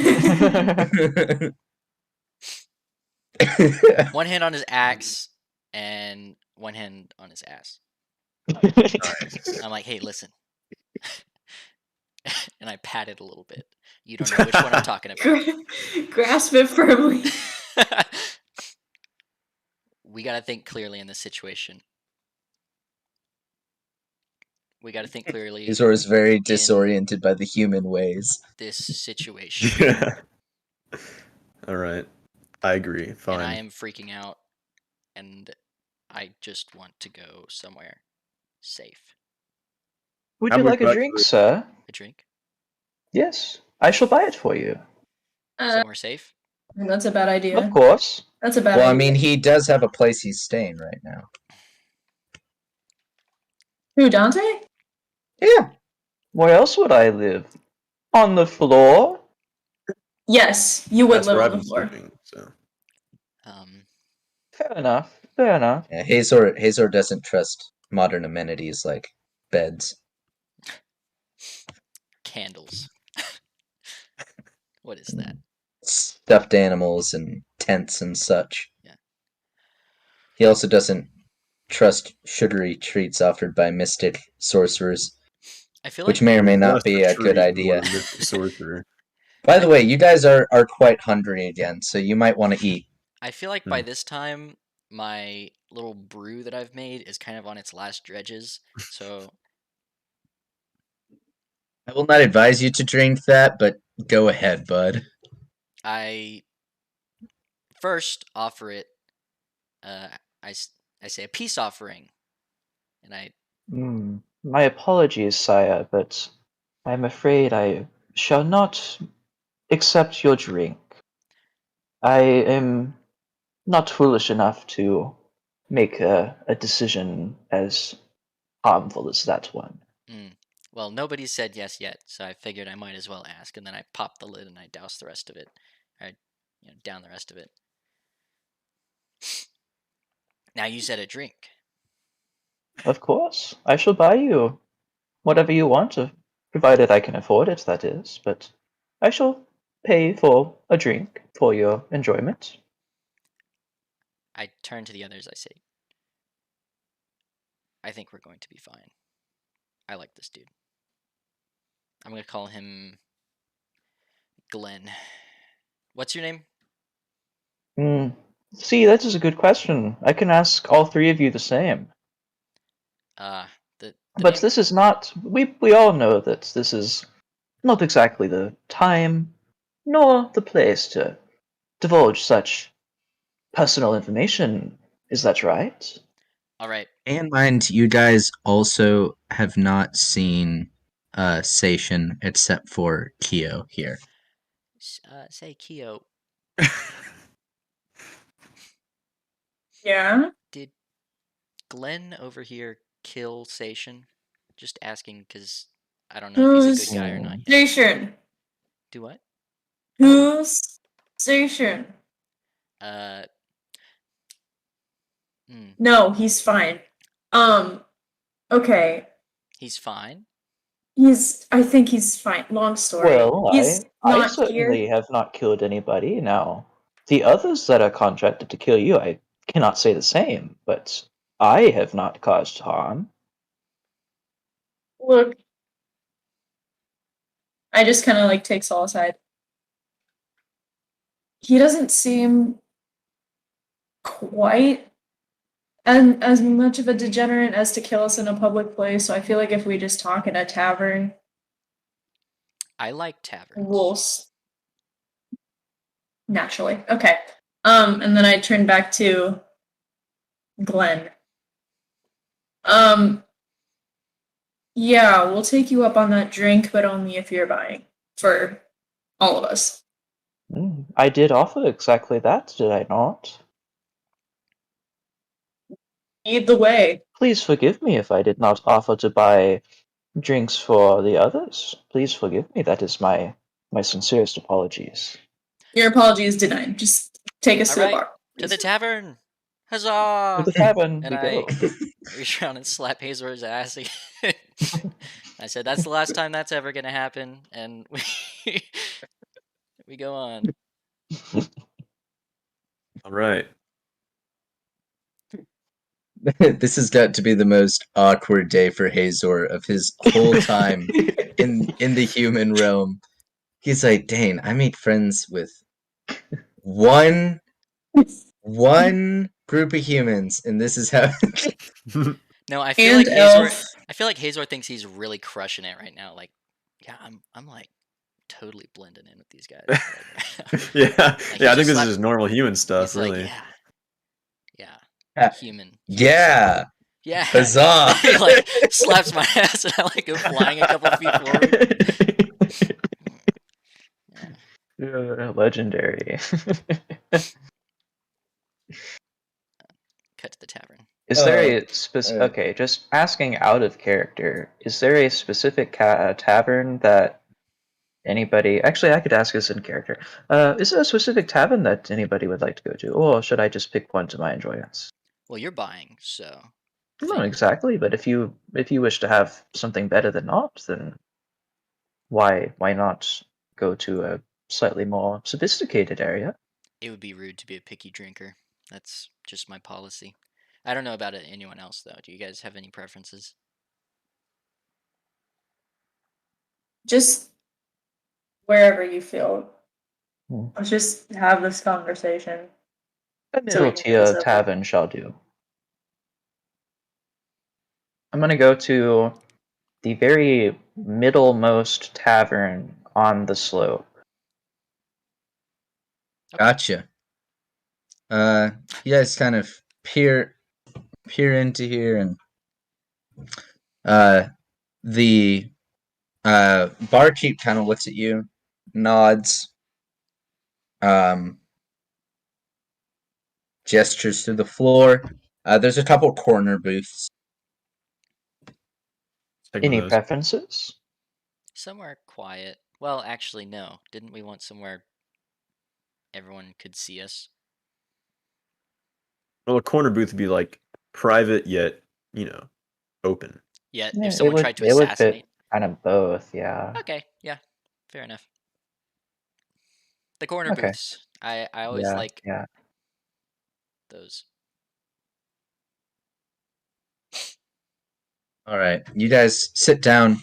The bar. There's a small child-looking person that walks up to you and goes, "Hey, can I take your order?" What is there to have at this establishment? Ale, brews, and general spirits. We also have a stew that ain't half bad. And bread baked semi-fresh daily. Could I have your freshest brew? I can't promise the freshest, but it'll taste something. All right, thank you. He goes, and for the rest of you, I'll just have a big Oh. bowl of stew. Yeah. Roger. Would that be the beef stew or the rabbit stew? I'll go for the beef. Same. Really going for the expensive stuff here. All right. I simply would like a glass of your finest wine. I thought you were gonna say water. Like, is water Yes, free? a glass of the finest water. Yes. No. He looks at you, and goes, "Oh, you really want to get fancy. So we only have one bottle of wine, so you'll have to buy the whole bottle." I'm afraid that is okay. He goes, "All right. Hunter, that will be a level 6 purchase." Easy. Cool. Doesn't hurt me. I got money. Just on a reference, since it's lower than my purchasing number, I don't have to subtract anything, right? Yeah. Correct. I only subtract Awesome. things if you Okay, haven't that's been what I paid thought. in a while. Epicaroo. Epic. All right, cool. Yeah, I'm good. All right, so yeah. Yeah. All right. He goes away for a while. After a little bit, he's gonna come back and give you your food, and your bottle of wine and your taste something brew. Sure does taste. He goes, Oh, "Oh yeah." Yeah.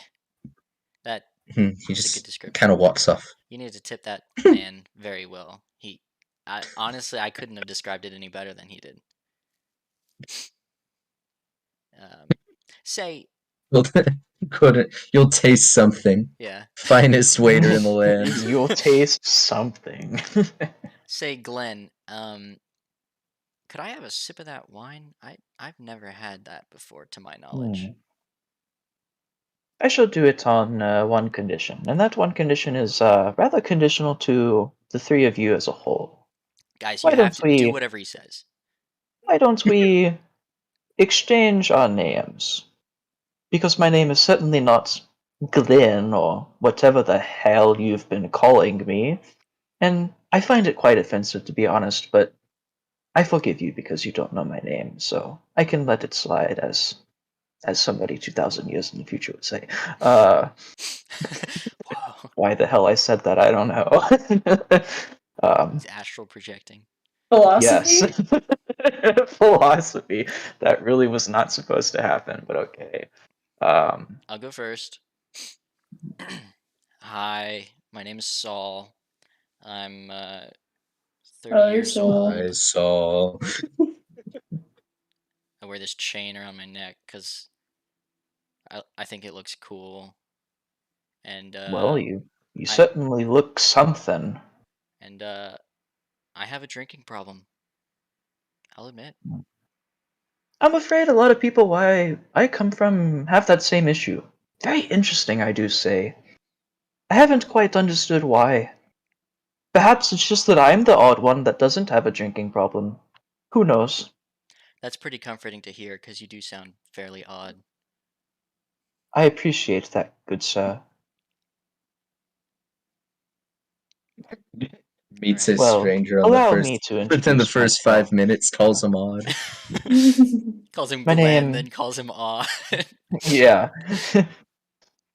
My name is Dante. Nice to As meet you. you Dante. may have inferred, I killed people, to put it one way. Assassin, if you'd like to call it that, but you know, who really cares? I guess. Bear in mind, you guys have no word for assassin in your language, so you just hear, "I kill people. I am one who kills people." And you're like, Oh, all right. Yeah, me too. that is alright. not my reaction. But Let me change. So I just probably see him as like a different another mercenary like me. is indeed, what I you would. assume. Contracted killer. as you've probably noticed by the way I speak, I am not from here. But that doesn't matter.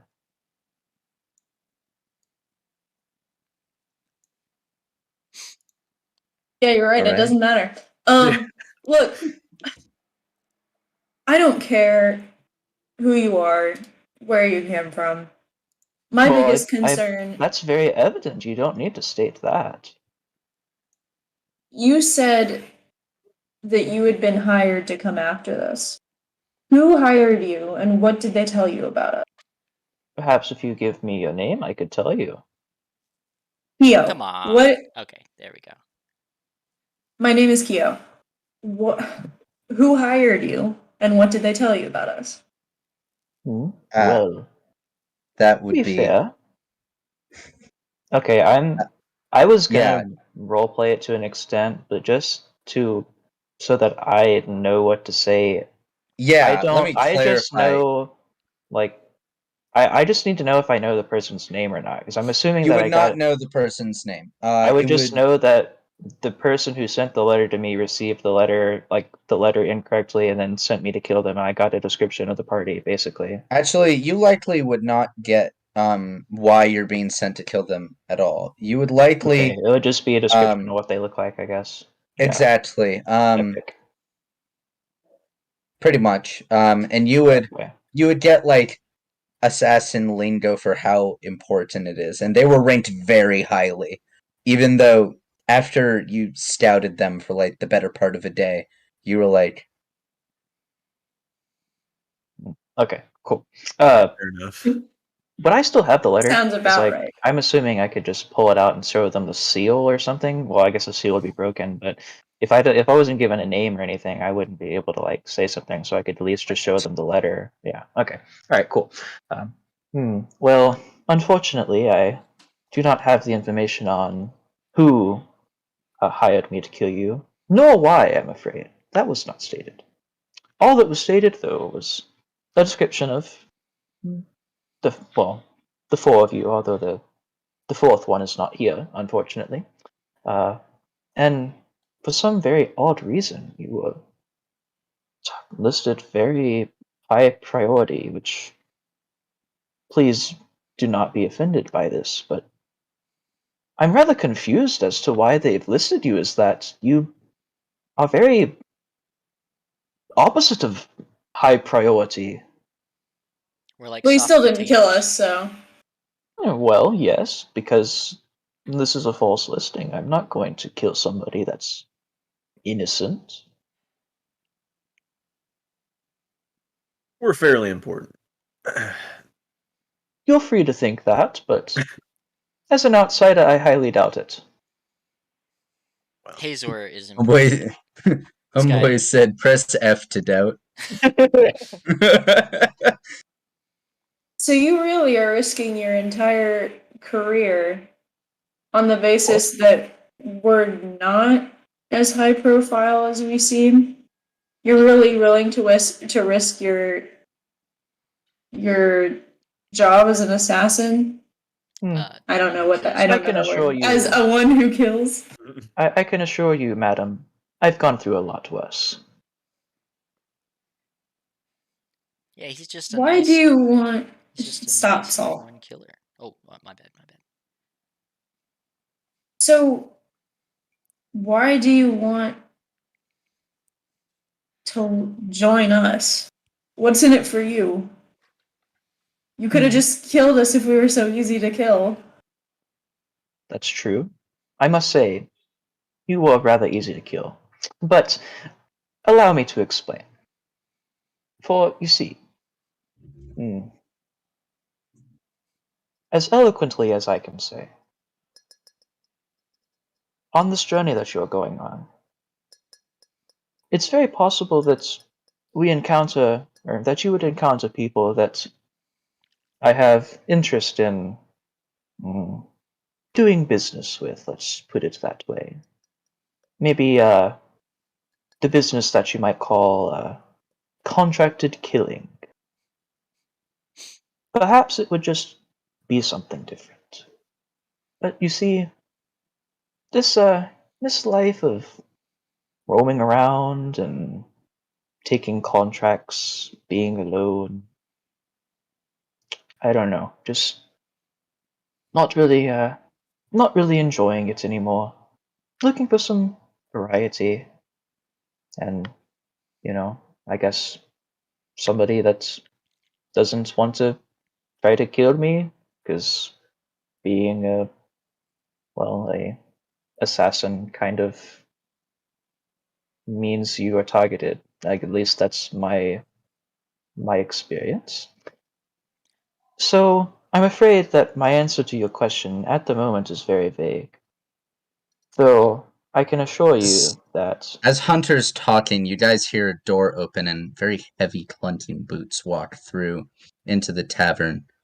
And there's a man with what appears to be a very long sword strapped to his hip walk in. And he looks to the barkeep and goes, "An ale. Keep it at the bar." He kind of looks at the table and he goes, "Ha! Southerner!" He points to Dante there. what you He got goes, against Southerners there, pal? "No, but I know you. You're the new one that arrived. Oh, what was it? Couple moons ago? Are you sure? Thieves Guild has been chatting all about the little prodigy child from the Southern Empires." Interesting. Tell me more, please. I'm very intrigued to see if my description has been accurately fulfilled. So far, not very much, but please continue. Yeah, are you sure this is the Prodigy? I think you have the wrong man. Oh, I assure you, I am not. I'm the not prodigy at entirely all. sure either, but he fits the description, although I'm not really sure why you're fraternizing with our marks. And he takes a little dagger out and stabs it on the table. He goes, "What are you doing? Hanging out with the kill here, Southerner? What's it for you to You're know? not the only one that got a letter." So No, he I'm let very us- aware of that. The letter was offering 10,000 for their heads. Peasant money. I intend on cashing in on it. I'm sure you do. He goes, "So if you mind stepping aside, I'll be taking you all now." Of course, I'm gonna step. Okay. Dante, as he's stepping aside, reaches out for his knife and dagger and is going to try to stab this man in the throat. Ah, very nice. Can I interject? No, Yes. I've literally already about to stab this bro. Don't worry. This isn't gonna affect anything. I'm just Okay. imagining it's a booth, and that Hazor had sat like on the outer end, so he's like has to like scoot, Just like trying to, like, he's dig like, into all my right, stew. Hazor, like get up just a little bit, like he has to get out. No, I'm stepping aside. It's just Sorry. like an actual booth. All right, you kind of step to the side. Roll for attack. So just so I can understand, so I have +4, but because I also have +4 ambidexterity, that means is that meaning I don't add my bonus to my left hand? I just get the raw roll? Correct. Like, okay, cool. So you're attempting 2 attacks. Yeah. Okay. Let's see. That's gonna be 18 and a 7. Not the best, but you know, it is what it is. All right. Well, the first strike he pulls his sword out and deflects. The second one, you kind of spin in and it hits, but it doesn't hit his throat. It kind of hits his chest, and he goes, "Ooh!" He goes, "Ha ha! Ooh! Ugh. Tricky one." He goes, "See how you're gonna play, Southerner." And he kind of positions himself for battle. Everyone roll initiative. I'm gonna have to switch to combat dice. I was rolling for. My apologies, but that's a D20, right? Correct. Okay. So what I is got a this dude 4. wearing? You have no idea. He's wearing like this very dull, what you might guess to be leather coat, but you have no idea what's under it. Does it have a hood? Like he's from the Thieves Guild, so I'm assuming like he's kind of like shady. He actually does not have a hood. Oh, okay. He's well trimmed. Put together. His boots seem to be of fine quality. So. Okay. I rolled a 12. 7. All right. All right. Well, anyone higher than a 6, Damn. you go before me. So who had the highest roll?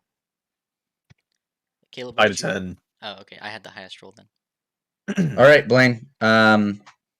Just so I get it, so there's a booth. Wait, Blaine, I thought you rolled like a 14 or something. I rolled a 12. 12? Okay. I think what he means by higher, I think you have to get are you doing a lower number or like Higher number. higher number? Okay, never mind. I'm good. Then I go first. Yeah. For some reason, I was thinking it was like lower number goes first. Okay. Okay, so who's on the interior of the booth? I think me. I think I was sitting on the very edge. Yeah, I don't really know that we've specified our orientation to the booth. Whatever's the most advantageous for okay. us. Yeah. Let's just say like Hazor, I'm putting just you on gonna the left by flank. circumstance that it goes. Okay. Keo, I'm putting you in the middle. Okay. Saul, I'm putting you next to where Dante would have been. I don't know. In the I feel booth. like by circumstance well, actually, yeah, it probably would have been. I don't know. I'm not sure of whether I would feel that Saul and Keo would be switched just circumstantially, but it doesn't really matter. You've already placed it, so it doesn't matter. It works. All right. We never specified, so who cares? Yeah, but I'm just guessing. Okay. So, Saul, you're up first. You are in the booth, so. Yeah, I'm gonna y- get out and try and. Can I get behind this? Try and get behind this dude? Would that be like an action? No, you can't move behind him. No. Yeah, because he's facing towards y'all. It would take quite a bit of movement to get past him. Gotcha. Well then I'm gonna take my chain out and try to grapple him. Like wrap around his arms so that it constricts him. Like as you're getting up. I suppose. Or okay. because would getting up in itself just be my full action? I mean, you can attempt to attack while getting up. You're just going to be at disadvantage. I don't want to do that. Okay, so you just get up. Okay. All right. Hazor. I was close to him, right? So I could probably go for the trusty old axe swing. You could, although your axe is tucked into the booth, so you'll have. Oh, okay. I mean, unless it's to the side, but you're not going to get a good swing at him.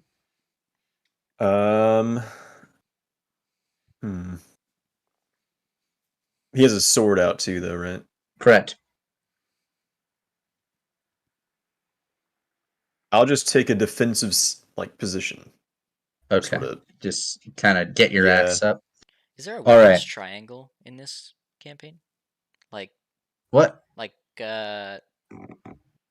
Sword beats axe, axe beats lance type stuff? No. Oh, okay. Just curious. Sadly for you, no. Okay. All right, Kyo. I rolled higher than Kyo. Oh, Yeah, right. yeah. I rolled Dante. a 7, so yeah. So multi-attack, can I use that? Correct. Okay. I mean, you have a +4, right? Yeah. Yeah, so you get 2 attacks. Okay, so would that mean I get 2 attacks for each hand since I already get 2 hands? So I don't know what that. I guess that's what that means. I don't know. Yes, but only one hand will get a bonus. Okay, so I get. Okay, I guess get 3 attacks, whatever. Can I pick the knife that was stabbed into the table up and use that? Yes, as well that as would the be an one? action, but yes. Okay, well, I'm going to use that and then use my remaining 2 attacks to stab my homeboy again. All right. Roll. Oof. 12 and 6. That was not very good. Okay. He dodges the first one, and Oh, wait, it was 13 bar- and 7. I added. Yeah, never mind. Whatever, it doesn't really matter. Yeah. He dodges the first one. You almost glance him, but you hit something that seems to be metal under his, on his arm. All right, and his turn. Was I supposed to roll for damage on that first hit, by the way? Because we never did that. That is correct. We did not roll for damage. Because, yeah, so he's going to take 6 plus 1 bleed around. So he's already taken 6 and he's going to bleed 1, so yeah. Unfortunately, I missed twice, or 3 times technically. Yeah. It's probably like you're kind of trying to show off a little bit around the the new people. It's like in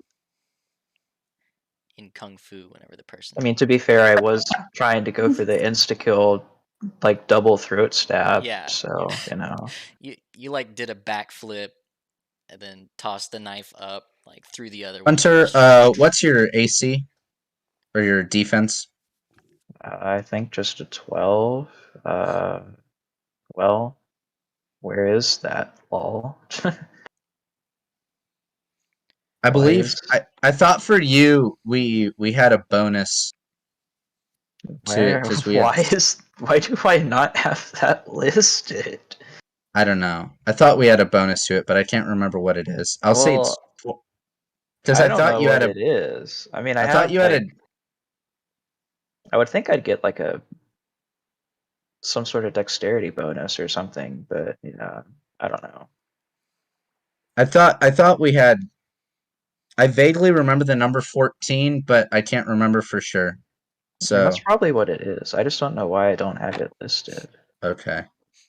Sick. Okay, so there are 2 attacks that are going to hit you. You have the option to attempt to parry.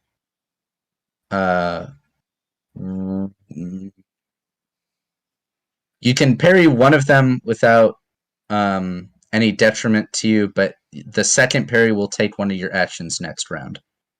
Okay, well, might as well try to parry both. I don't get a bonus on that, do I? Well, actually, I have parry +4. I guess that's my bonus to parry. Yeah, correct. Okay. little rusty on playing because I haven't really played in a while. Yeah. Wow, these freaking suck. I guess I should have rolled. Yeah, it doesn't really matter. Well, I'm pretty sure I am not going to parry either of these because I have a Okay. 12 and a What's the 9. first one? 12 and a 9. Yeah. Okay. Yeah. He's gonna hit you both times. So that'll be 1 second. Let me get my D8 out. Of course, real quick. I don't have HP listed either. Are you kidding me, bruh? Yeah, I don't think we ever. don't have I don't think we Constitution. ever. I don't think we ever. It should be rolled your HP. Constitution number. Oh, so my Constitution number is my HP. Okay, cool. Yeah. All right, never mind. That's listed. And I was like, what the hell? It's just not listed as like hit points, so Yeah. it's different. Okay. The first attack will do 8 + 1 damage. So +1 bleed damage around.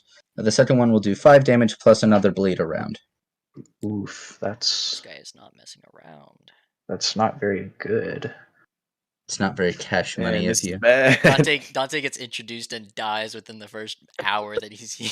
It's going to be very unfortunate if that's the case. Yeah, that would suck. So is it back to my turn then? My turn. Oh yeah. It would be Sorry. Keo. Okay. Is it just the one guy? Or Yes. are there more of them? Only Okay. one dude. Okay. Will I run into the same problem with Entangle again? Like if I try to, or am I spread out? Only one way to find out.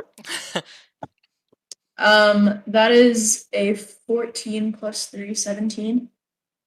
All right. Vines come up out of the floorboards and grapple his feet. He cannot move. So now his effective AC is now lowered. Cool. As a free action, I'd probably like look over at him and say, I think this isn't worth your money. You should leave while you're still alive. He kind of just grins and goes. All right. Next round. All right. Now that We I'm re-roll? up, You don't or, have to re-roll initiative, Hunter. Oh, rip! I forgot about that. See, I'm like way out of Yeah. my game. It's been a while. Nah, you're good, bro. well, he changed Okay. that since. Yeah, I Yeah, changed we it did because it's faster if we don't have to roll initiative every round. Okay. Now I'm gonna try and wrap his upper body with the chains, and we're just gonna set him up for. Like T-ball. Yeah. All right. Roll. All right. Would that be my chain weapon bonus, Correct. or would it be my grapple bonus? It'd be your chain. Okay. I rolled it. 10.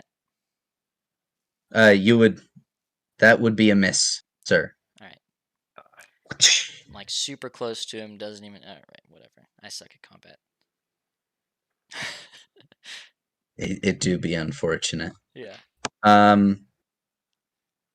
All right. Whose turn is it? Should be Hunter's? Hazor. Should No, be it's Or me. Caleb? Hazor. Yeah.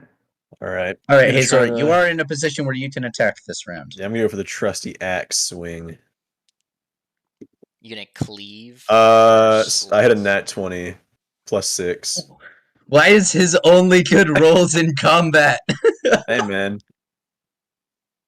The- the dice know what I spec'd into. All right. Nat 20 plus. So you get Plus my oh, 6, your so six I bonus. definitely hit him. I think. Yeah, I think so. yeah. You hit him. All right. Roll for damage. What does a Where's my crit D? do for? It depends. 7 damage. 7 damage? Okay. You deal 14, and that'll be 2 bleed around. Ooh. Man. Where'd you hit him, Caleb? I just caught him. he cleaved like right into Yeah. his left shoulder. All right. Your Caleb's on the left opponent wails, kind of looks back at you and goes, this is a nasty one. Perhaps I underestimated.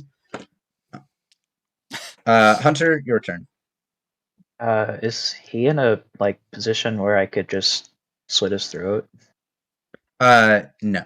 Okay. You for could him. attempt to, but there's no like easy just slit his throat because his upper torso is still free, Except for his Even left though arm. he's cleaved except on for his one left side. arm. His left arm is very much messed up.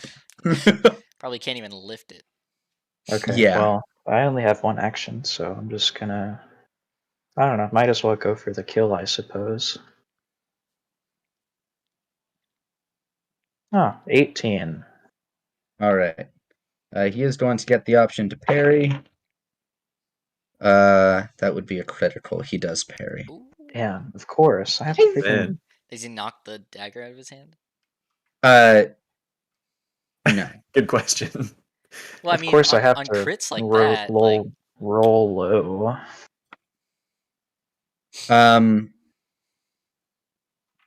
Yeah, he doesn't have a skill to disarm, so Okay. All right, and now his turn.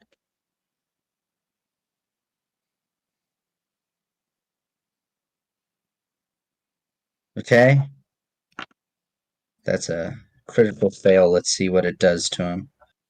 Wow, what a fight. No, he's gonna lose one of his attacks, which means he's gonna stumble a little bit and miss you, Hazor.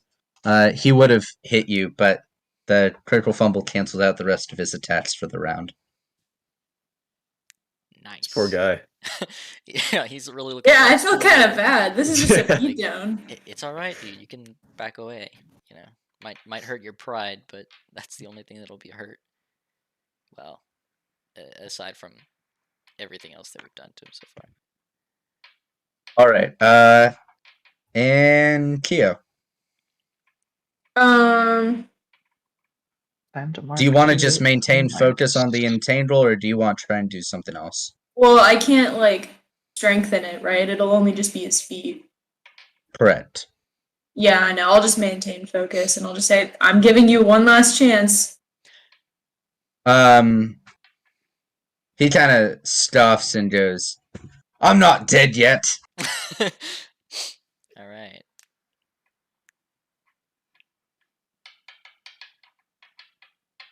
All right. Next turn.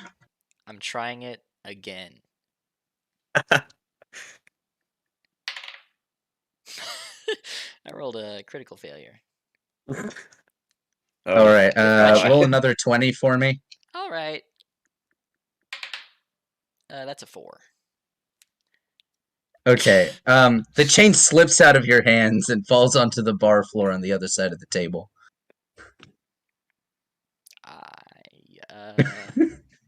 Is that all I can do?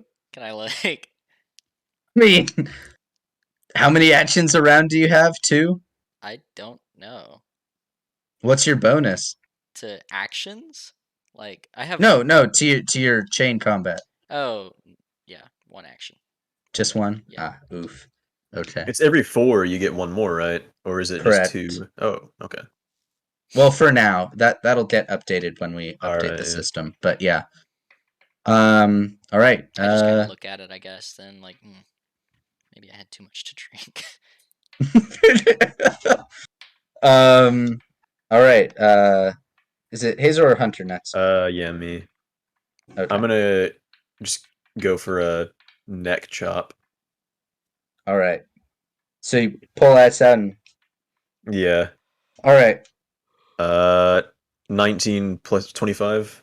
Sheesh. All right. He criticals again on his parry, so Oh my. he deflects that. This is a crazy fight. Oh, yeah. Listen, man, I have 1 dice that criticals semi-regularly. I believe you mean 1 die. No, it's plural. All right. Well, it was good, Hunter, having you on. All right. Well, actually, I get 2 actions this round. That's true. Okay. Well. All right. We're gonna go for the kill. Are you freaking kidding me? Well, that's just fantastic. Rolling some bling. I'm the only one Uh, that's like actually contributing to Okay. this. Caleb cleaved a Oof. chunk I out of his got shoulder. I got a 6 and a crit fail. Zoink, Scoob! Roll another 20 for me Oh, on that God. crit fail there, Hunter. Oh, and now it rolls an 18. Okay. You kind of stumble, but nothing happens. You're Yeah, good. well, I'm not going to hit the other one because it was just a 6. All right. Now his turn.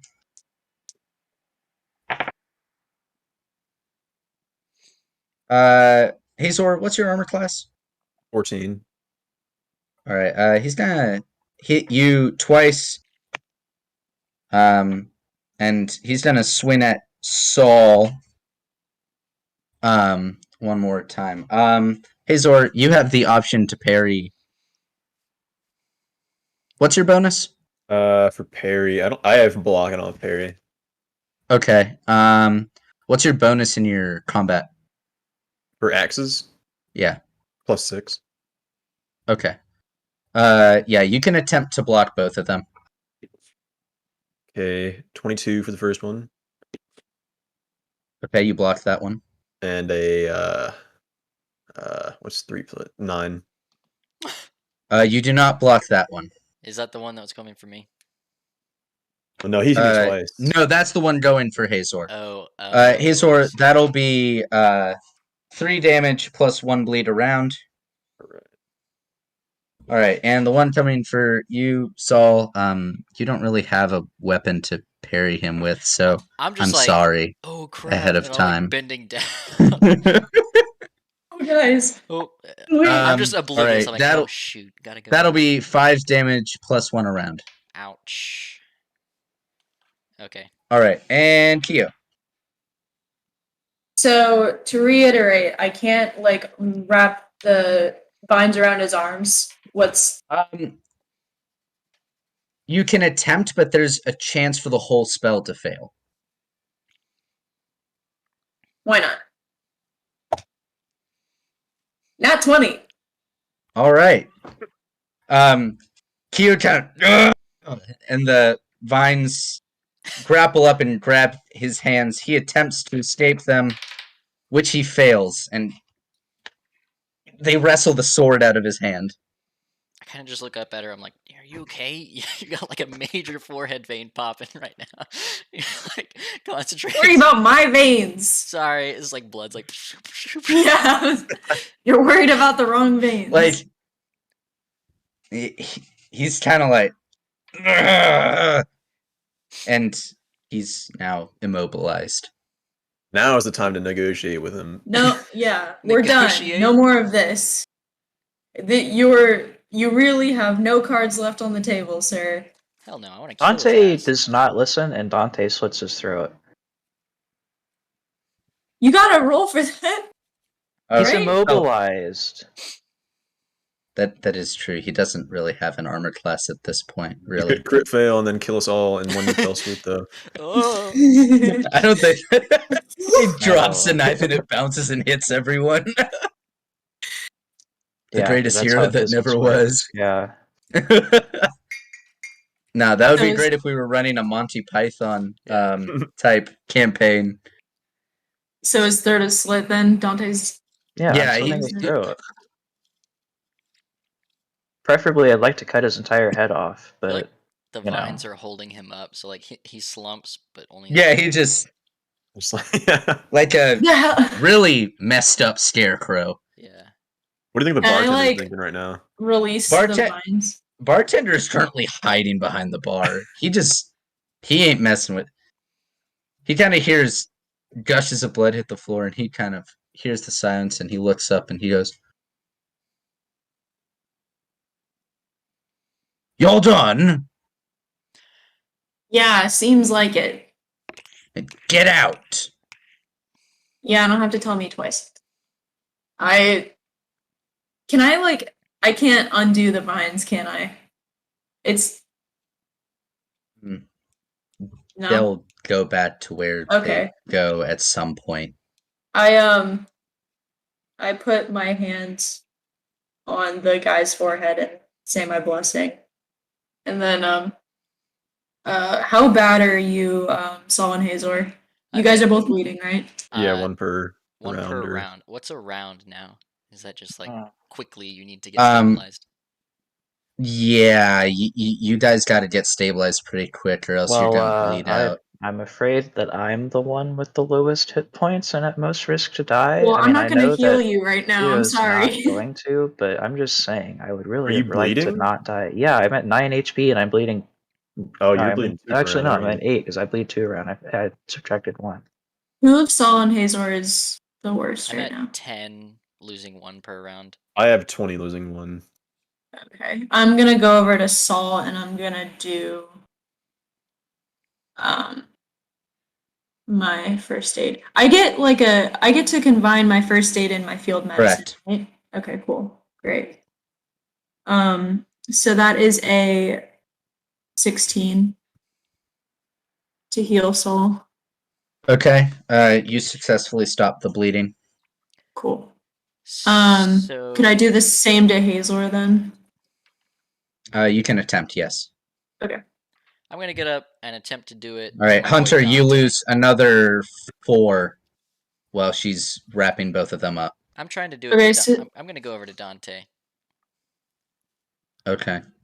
mine was a 13, so that's a 19 total. To Hazor. Okay, you successfully stopped the bleeding. I'm just trying because I feel like I might as well do it while Kyo's. Okay.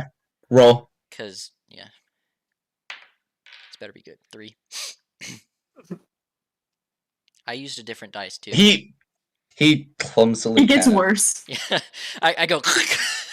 he like pats some cloth on there and goes, That's not very helpful, my friend. It's not flying out of you anymore. I'm afraid that doesn't really stop the bleeding, though. I'm surprised that you can still talk like so calm. I'm Those sorry. Part of the Southerners. job. Part of the job. Thank you for "It's the. but a flesh wound." Thank you for the mead. If you die, can I take your money? Absolutely not. Why? Whatever.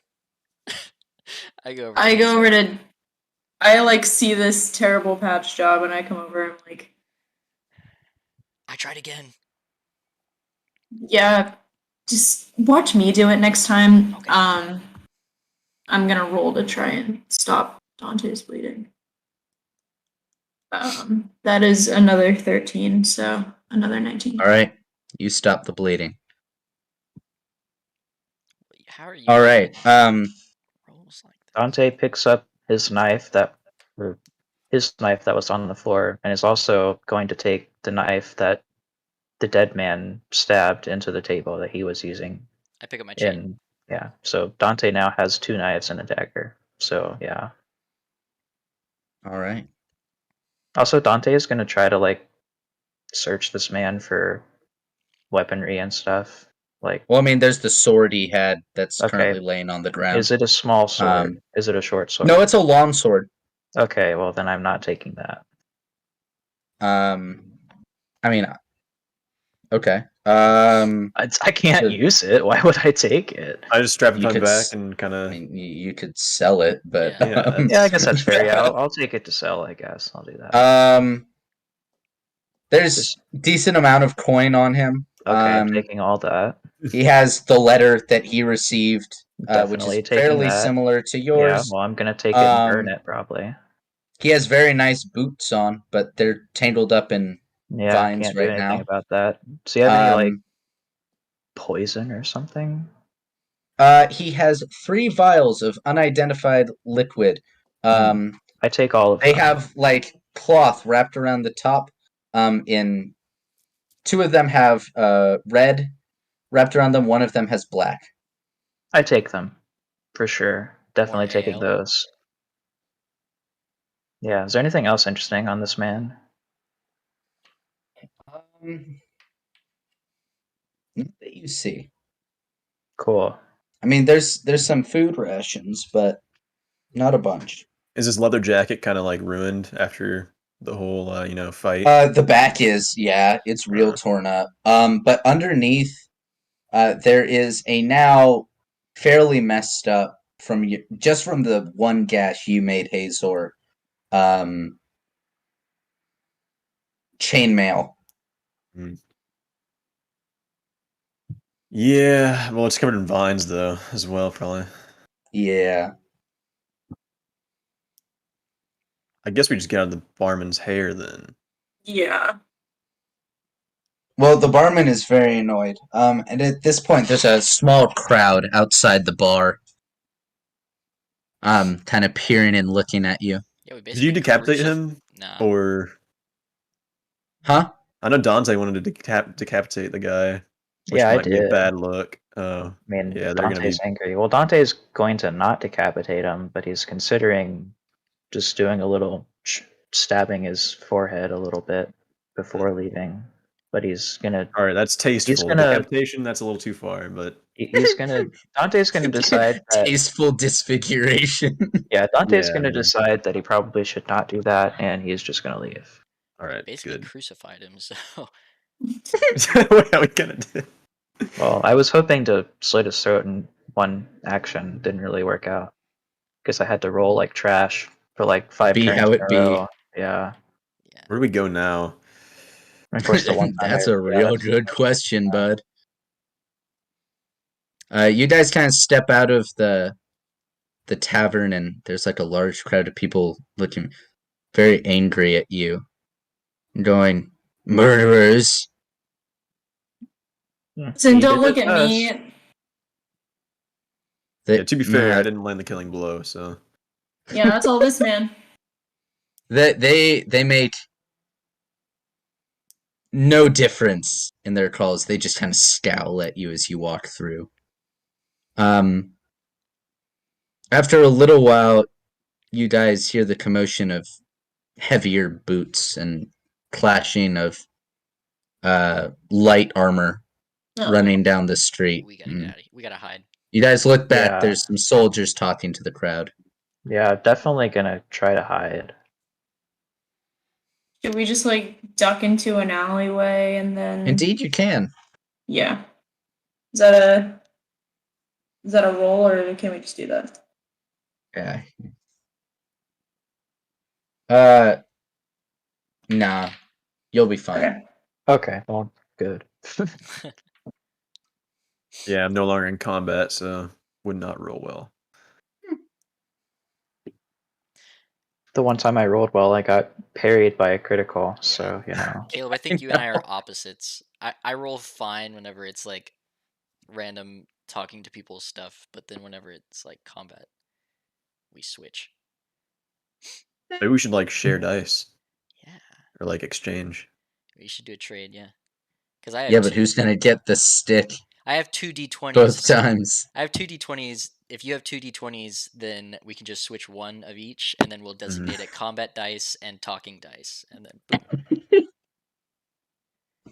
Sounds like a plan. All right, you guys dip behind an alley. Kind of hunker down. You guys are in some pretty bad shape. Except for Kia, she's fine. But he did a number on you. This is one of the assassins sent after you. Yeah. Hang on. I'm trying to look at that city map that you sent. Well, I say I am also leaving comments on said city map. Hopefully you can see them. I saw them. Yeah. Yeah. As long as they don't get dismissed. But I suppose I turn to Dante and I'm like, since you are a killer, where should we go to avoid people like you? Well, I would certainly hope that you've learned enough about how to do that already. To be fair, We just encountered 2 assassins in one day. No, we have not learned how to avoid people like you. And you have been telling us how bad we are at it. So you know, Well, I mean, ideally we would get out of the city. Doesn't look like that's much of an option, though. yeah. So we're gonna have to stick to the shadows. Go, pretty much don't go anywhere public. Well, we do have unfinished business. We can't just leave. Well, I'm very well aware of that. It's just until the gods die down, we can't really do much. You said you had a place you were staying, Dante? Perhaps, Well, obviously we can't go back to where we're staying in case Fair Station enough. comes back. but you're gonna have to find him once he comes back. We'll figure it out. Provided That's he not comes your back. concern. Well, I'm sure it is now, since I'm effectively joining you at this moment. Yeah, we'll see about that. Of course you will. Of course. I'm thinking if we stick to the lower, not the lower ring, whatever you call it, the lower like parts of the city. Yeah. That's definitely the best bet. Yeah. Are we all good with like trying to find just like a CD kind of inn? So is it not just assassins now? It's also all of the castle guard has been alerted of us. Well, they know of you now. So, Mm. Man, I do not like these situations. You guys stress me. What do you mean? You stress me out. I didn't do anything. Yeah, but it's all I know. if Dante hadn't shown up, we would have at least avoided this man for a little longer and probably saved some face. Well, So- yeah. Well, if I hadn't shown up to them, you would be dead. Clearly we can handle ourselves. I should. We almost lost a 4v1. I don't know that you can accurately say that. I was the only one who was actually fighting this man. I'm sorry, and I don't even believe in fighting. Look, let's just I find a don't place. agree with that sentiment, but now is not the time to argue. Yeah, Saul here took a sword hit, in the chest or whatever. Yeah. I don't know. I certainly recall stabbing said man multiple times. I feel pretty woozy. So, the Fanny Inn, Carl, is that? yes. I'm trying to look at that on the map. Is that like away? Oh, from the castle? fancy? Oh, Fancy Inn. I thought Sorry. I thought that was an E. I'm sorry. Okay, never mind. Never Go to mind. the Fanny Inn. The Ooh, Fanny. wow. I want to go there. I mean, would it be possible to go to where Dante is staying? Like, is that an option? Of course, I don't, like, me, the player, does not know where that is. But, I don't know if Yeah. that's an option to consider. I think that might be our best. Like, The fancy inn is that one you stopped at yeah, the yeah, beginning. So, yeah. Because we want like the seedier places. I just misread your. I would suggest you go to the place you stayed. Okay. I mean, either last night or try to find another one nearby. Because you're not Yeah. going to want to cross the main street. Okay, let's just do that then. Let's just go to where we were. Yes. All right.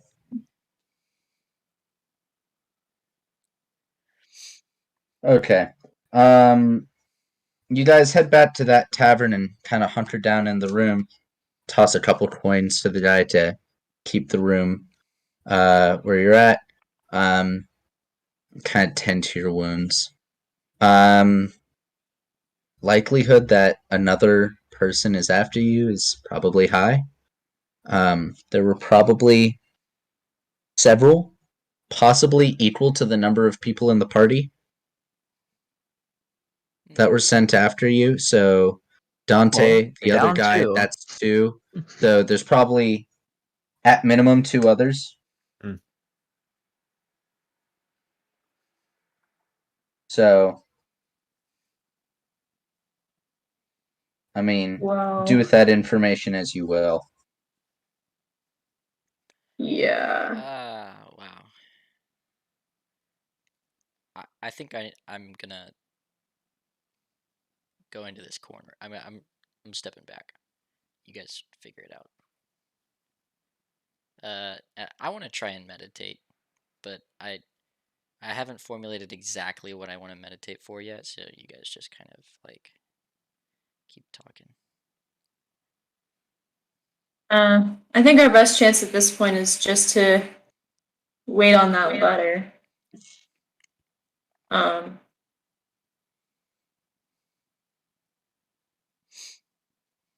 Do you think like the odds of them coming here are like high, or are we safe for now? Do you think?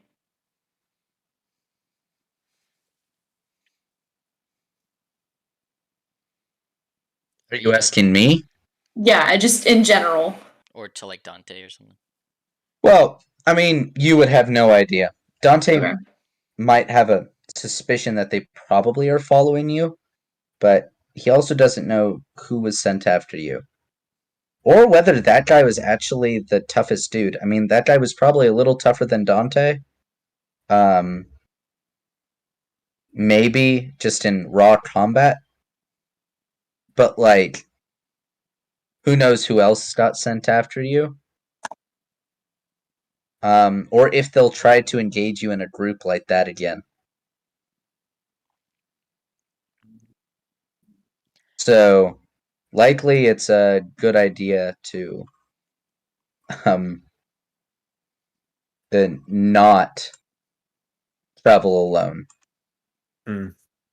All right, so I'm probably thinking to myself like, where's the evil?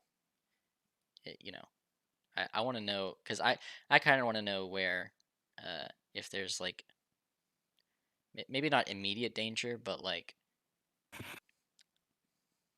I'm thinking to myself, where's the evil? Okay. Well, he does that. What are the rest of you doing? Dante is. Oh, you can go. You can go. Okay. I was gonna try and see if I can suss out anything about the ring. Just like if I it's see. magical or if I can tell anything about who might have worn it. I don't have the box with me. Yeah, do you have Just the relic ring. lore? I have religious lore. Oh, I have Okay, relic lore. so So if you wanted to, you kind of look at the ring, and the ring has somewhat been tarnished since leaving the box.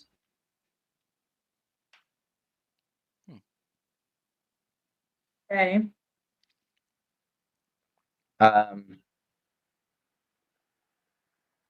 You're not really sure what it is. It looks like a really nice piece of jewelry.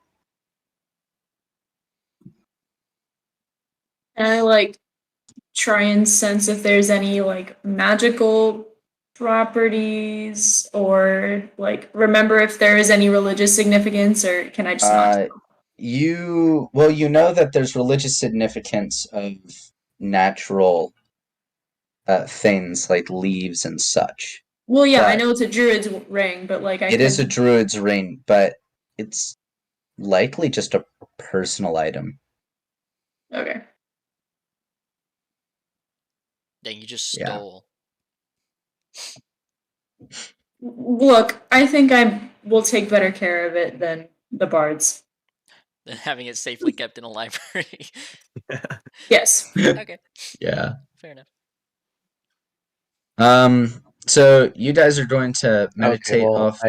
I did want to say, like, Yeah. this is just a role play thing. It's not like important to the story, but Dante is gonna kind of talk to himself aloud and say, "Prodigy from the south. Surprised they let that get out. Not sure my family would like that. Not sure." And that's Alright. it. As you guys kind of attend to your own personal things, I think this is a good place to stop. Because we are at the 3-hour mark. We're rapidly approaching it. We So, did start 10 minutes early. So, well, technically, but we didn't actually start playing until on Right. time. So, for XP and such, I'm gonna give everyone 1 free dice, wherever they would like. Hunter, if you could keep track of all the dice that I'm giving everyone, just so like, if new players get added, I know where to place them. Yeah, because Yeah. you still need to give me all the other ones. Yeah, correct. So, and we'll resolve that Sunday. Hazor, I will give you a dice to your axe. Or, well, general combat stuff, I suppose. And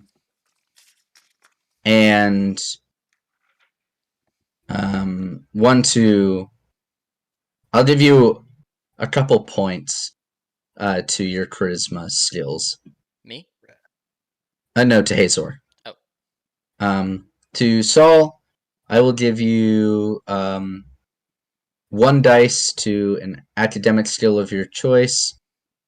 I'll give you a couple points in your combat skill because you tried, but you weren't terribly successful. How many is a couple? 2. Okay.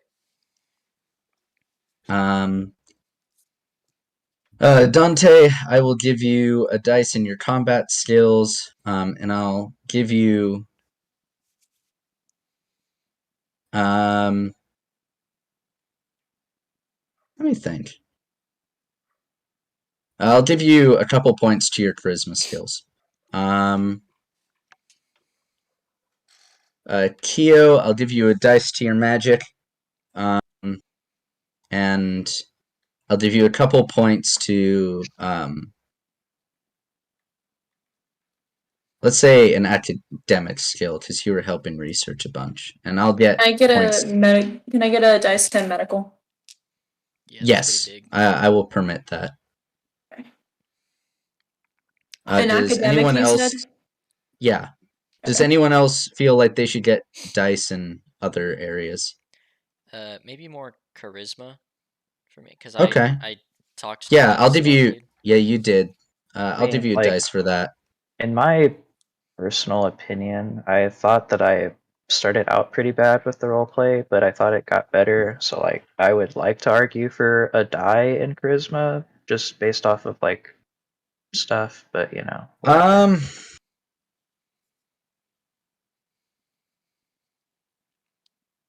I will say this: you did well on your character accent, so I will grant you a luck point. Okay, I'll take that. That's cool. That would be very helpful with the shite rolls that I got. I don't know. I can't really. I mean, I can't really argue for combat considering you already gave me 1 die, and I was lackluster to say the least. I didn't do any stealth. Attempted assassination, well, actually not really. I just attempted to slit a throat, so I can't call that assassination. So yeah, I'm done. Can I like Alright. add a skill? Because my only academic skill is scribing, and I drew that symbol thingy.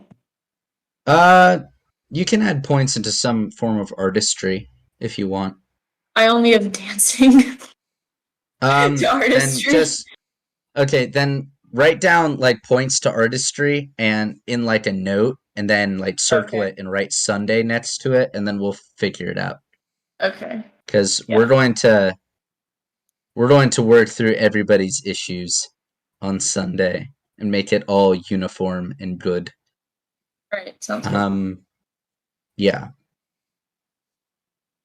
All right. Can I get HP considering I almost died? Lol, just kidding. I'm obviously not going to. we will fix that as well. On 'Cause, Sunday. yeah. But yeah. I think that's good for XP for right now, unless either Caleb or Blaine have any more arguments. I'm good. No?